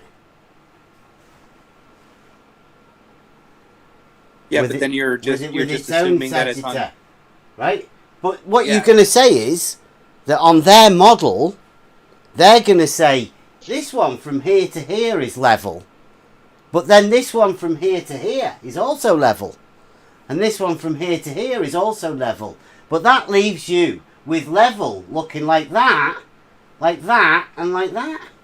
So what you're just saying is they're taking 3 different distances, and through those 3 different distances, you're going to have multiple chords. Is what you're saying, essentially. No, I'm saying that this is a fallacy. Plain and No, I know, but obvious. you're- Just to if look you're at looking it. at To you're looking at imagine this water here going in the upward direction between these 2 points here is a fallacious of the highest order. The only way this can survive is by being here on this line. Isn't it? Well, if you're going to measure a straight line, it sure would have to be, yeah. Do you not think it's possible? Oh yeah, for sure. I understand what you're saying. It's just what it appears to me is it would be inconsistent in the fact that if you had multiple distances, you would have multiple sagittas. Of course you would. And multiple chords. You would, on the same distance. Every Well, time. overall, if you had Every time. one According if you to had this one larger model. distance, yeah. There's always a hump, but only over the big total distance. Because that Right. doesn't take into account these ones here that have got a tilt. So that this level is actually level, being horizontal. These two of this supposed ridiculous stupid hump model has got one slope down that way and one with a slope down that way. Or as Dawn was calling it, it's the up down.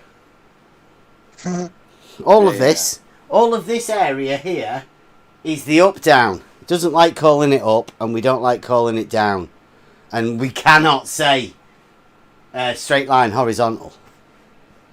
So this is the ridiculous imaginary up down area that most people tend to live in.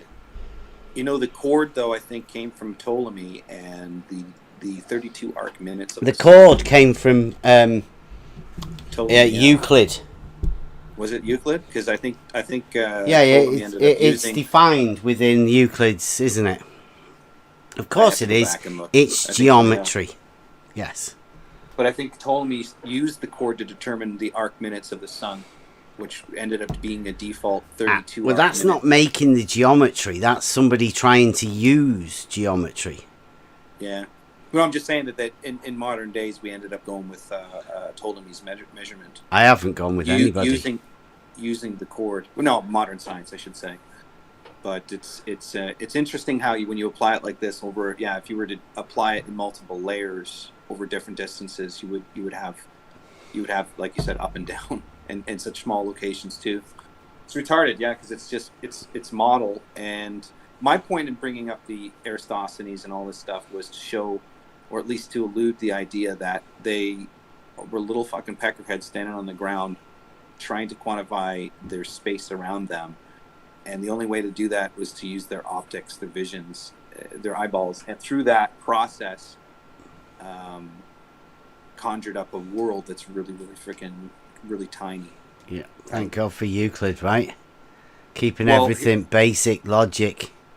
Well, here's the thing. There's no messing about with looking at stuff funny. And we see in Euclidean space, I believe. We see in straight lines and angles. We see in reality. Well, in reality, yeah. The reality of that is straight lines and angles. Everything is that way. That's the way we see it. That's the way we measure things, with straight lines and angles. Yeah. Yeah, exactly. And then adding in your vision there, which, obviously Euclid did understand perspective. I believe he knew that any parallel. I have to bring it up in writing. I tried finding it clear before. It was in that 1913 or 1911 Encyclopedia Britannica, where he mentions, or the person interprets his work as mentioning, the appearance of these parallel lines converging have no magnitude.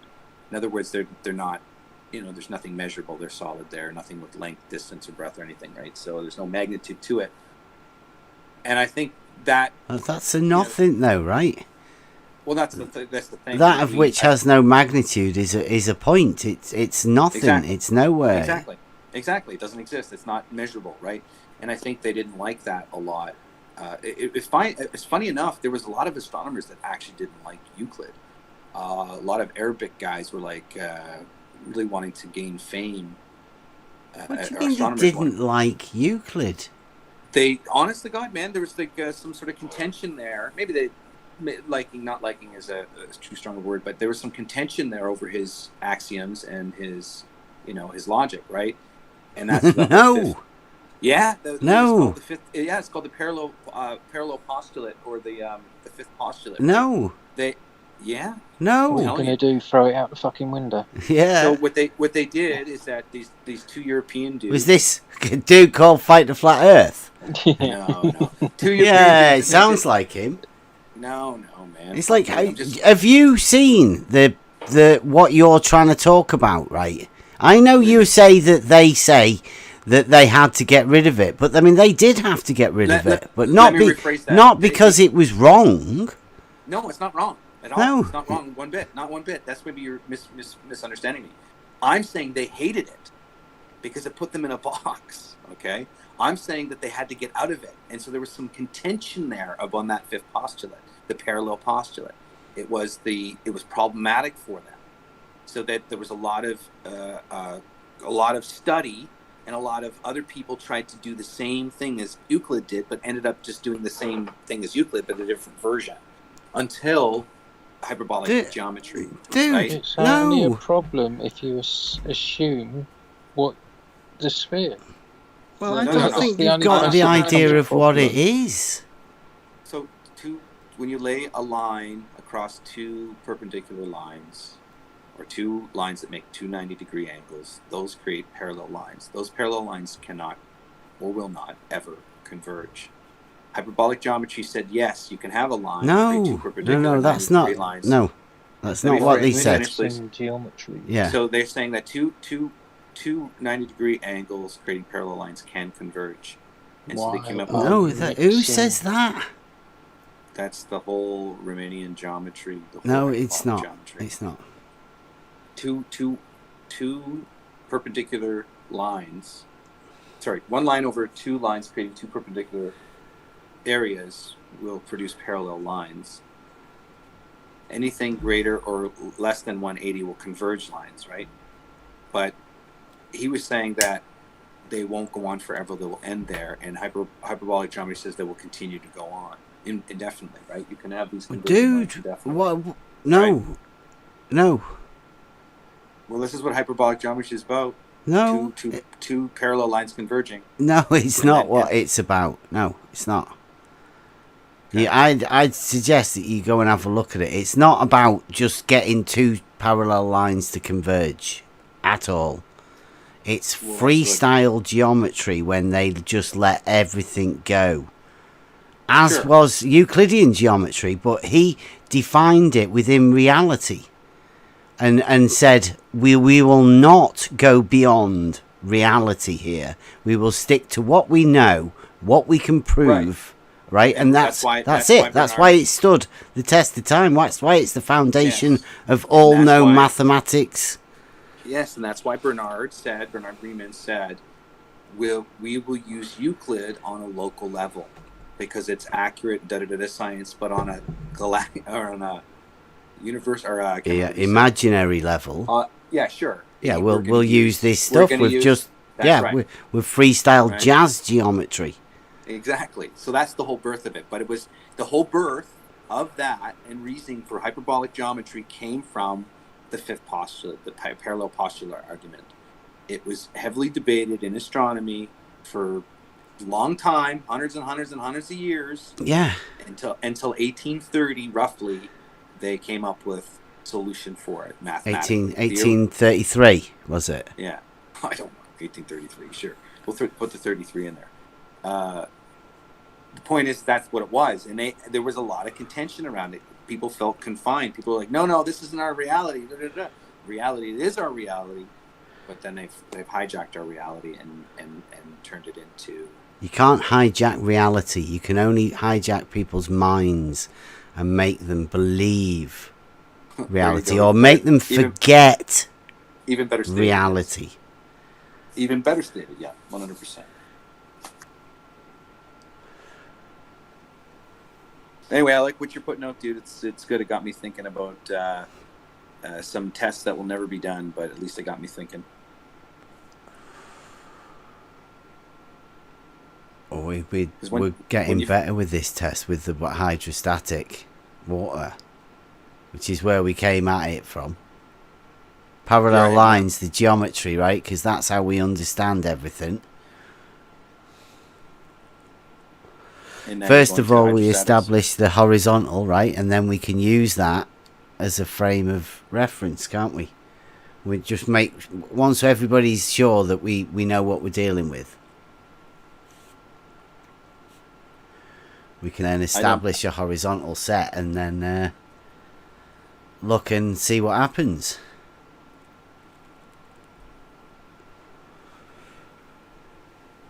I think it's more of educating planar survey versus geodesic survey, and there's no difference. Well, planar survey is assuming the Earth is flat. No, they're both just surveyors. They both just survey the land. There's no difference in the surveyors. They all do the same thing. They all do the same thing, but the geodesic is the implementation of straight lines curving. It isn't. It's the implementation of all of the measurements that the surveyors take. No, I know, but the model base, when you look at planar surveying, it says that it's assuming the Earth is flat, and then geodesic surveying is assuming the Earth is a sphere using No. They did still do the same measurements that all the surveyors do. They just measure the land the same as they always have. I get it. I'm just saying the two principles of it, though, when you separate the two of them. I don't know what are the two different principles then? The practices are the same in measuring. One is applying a model. Yeah. And where does that occur? When they assume straight lines curve, which is the WSG84. I don't think they assume straight lines curve, do they? That's what geodesic means, yeah. No, they don't. No. Geodesic is a series of straight lines, right? No, in their model, if you read with the... In their model, the geodesic DP, have you got that? What's the... So geodesic is the idea that straight lines curve, yeah. No, it's not. A geodesic is the shortest path between 2 points. Let me read it for you 1 second. I just brought this up actually the other day.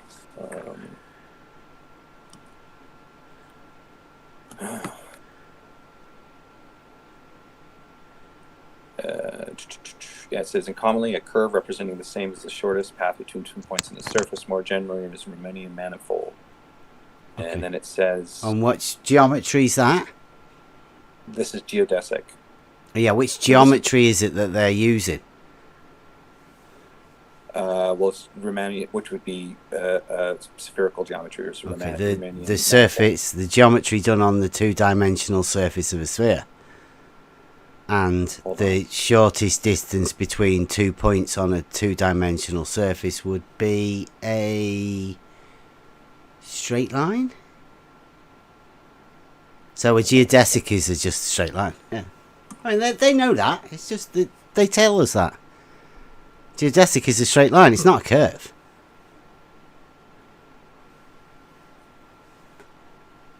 Some people have been tricked into thinking it's a curve. No, it's just the assumption is a curve. I just wanted to read it here. No, the assumption in your mind, perhaps, but not in No, in the model, measurement. No, it's a straight line. I've got Septic saying it, and Septic's been talking to Jesse Kozlowski And so he knows what he's doing. And a geodesic is a series of straight lines. That's what he says. So it's no, you're correct with the geodesic. Sorry, it's not. Is it? So, 1 second. Geodesic is commonly a curve representing the same, the shortest path between 2 points. So that's the idea. It's commonly a curve, right? That's what they're saying. The curve representing. Yeah, exactly. Yeah, exactly. It is a straight line. It's a make-believe curve. You can, in your mind, curve of the mind. Exactly. That's my point. Is that has it worked on you? Did the trick? You're telling me that? No. Good. I'm just good. I'm glad. The choir here. I'm just speaking to the choir here. Really, you guys already know this stuff. I might be getting my words mixed up between geodesic and something else here. Hold on. Because I was reading how they take the information and what they assume, and they assume it's a WSG84. Yeah. Yeah, but when they actually survey, they use a horizontal, and they measure a vertical change from the horizontal. Yeah, I know. Yeah. Hold on, man. So they're talking about their imaginary geodesics is a bit useless, really, because the actual people, when they're out there in reality, are just measuring a vertical change from a horizontal.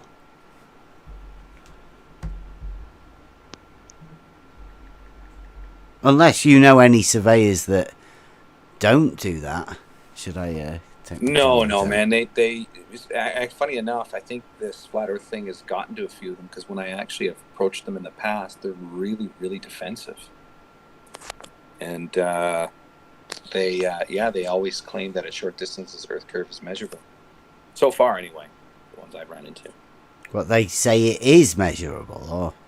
Yeah, when I How do they present it, right? Because obviously you've got the horizon. Kozlowski. Yeah, is it though? The Kozlowski. No. I'm just saying they're on the defensive. I haven't come drop. Across a fair, honest one yet. Oh, I'd ask them: is it a drop away from your position, or is there a hump in between? That's a great question. Well, that's Jesse Kozlowski stated that. I mean, Jesse has said that there is a drop of 8 inches times the distance by miles squared from the horizontal over. But he's also done that thing with Soundly where he meant Walter Bislin made him the model of the bridge that has a 28-metre hump in the middle. So Jesse Kozlowski has 2 different models of how he imagines the curvature to be. One of them drops away and the other one humps up in the middle. And he's meant to be a surveyor. Their best surveyor, Jesse Kozlowski, that is. I don't know where he's gone. I think he seems to have gone missing. But can you imagine that being the man that everybody looks up to, and then you have 2 different models? One with a drop and one with a raise hump in the middle. Well, that's the issue, isn't it? You could take 2 observers standing 3 miles apart from each other, or let's say 6 miles apart from each other. Yeah. And they're both looking towards each other with optics, and they're at that middle point, but yet one's going to see something going up, and one's going to see something going down. 6 miles. No, that's not what they say, though, is it? No, I know, but the reality behind it is okay. Your curve is what? Your curve. How small is your little curve? If I can see a boat going up and you're going down, 2 observers are seeing it from both different angles. Your hump is what? Like 5 feet, 10 feet long? How big is your hump? Because how could you be going up something and going down something it together at the same distance in the middle point? On water. Well, I'm just saying you can't, right? No, it's horizontal, isn't it? The water surface. Yeah. I can't wait to see that observation, though. I want to see that. A 6 mile lake, 2 observers zoomed in at the boat. One's going over the edge, one's going in the edge, and they're zoomed in the middle. I can't wait to see that. So that'd be a pretty funny video. Don't know where the lakes are that big. 6 Mile Lake, for sure. There's a 6 Mile Lake, for sure. Where I live, there is a 100 Mile Lake. I only need 6 miles, so.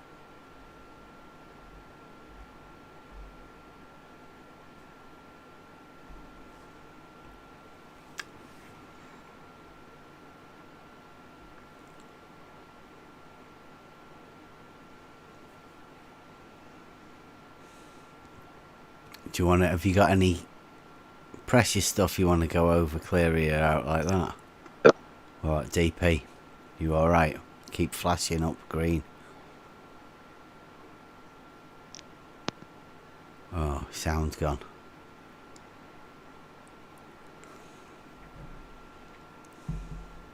Well, thanks for the chat there, Bev. Thanks, man.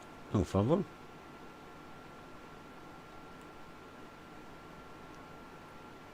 Hello. Can you hear me now? Hello. Oh, at last. You were clicking. Yeah, I was clicking really bad, sorry. Have you got anything you want to add?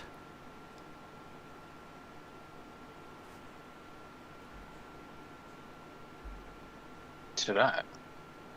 Oh, did you just break up again then? Is there anything I want to add to that?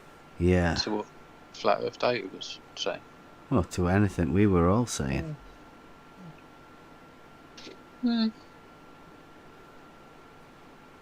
That would be an interesting observation, the 6 Mile thing over a lake. Flat Earth Data's just left. Oh. Didn't even say goodbye. Oh. Are you still live, Bev? I think so. That's a bit epic. Yeah. Quite like the Flat Earth Data because I don't know. He's one of them ones that seems like it seems like everybody within this arena is very defensive or combative, and they want to outdo everyone. That would seem fair. I mean, like, do we want to go the opposite way? Well, just let them have everything. That's too complicated, man. Make it simple. Yeah. They're all like, watch this. Watch what I can do. What's the technology and all of that? And we're going like, no, let's make it even more simple, right? It's going the wrong way for us. Fucking 50 posts, mile of string. What the fuck? Well, I mean, I don't know.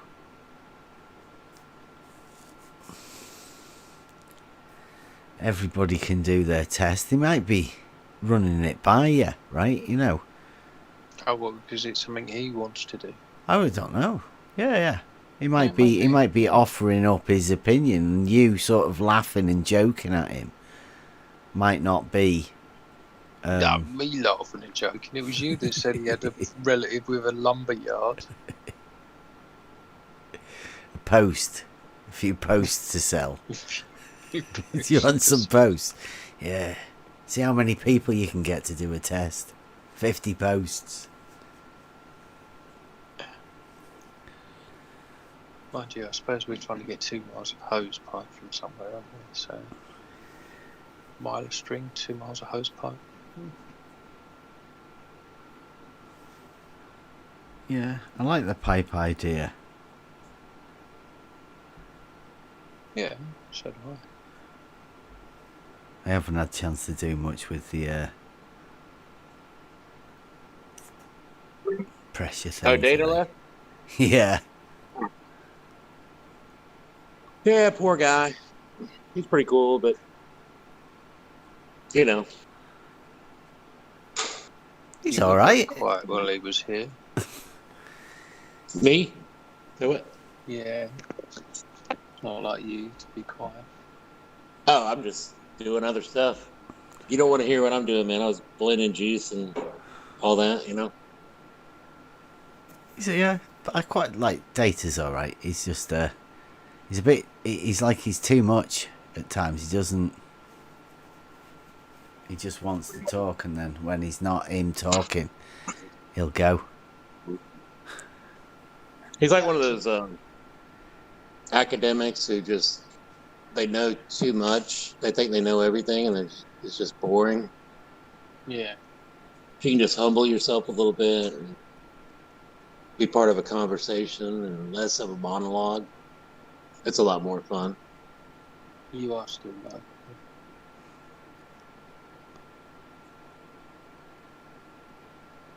Oops. Clearly just said it's a lot more fun.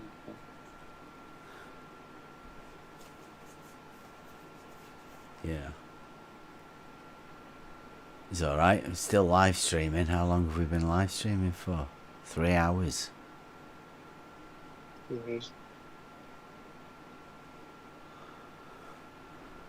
Well, we shut that off then. That'll do. I need to get to making some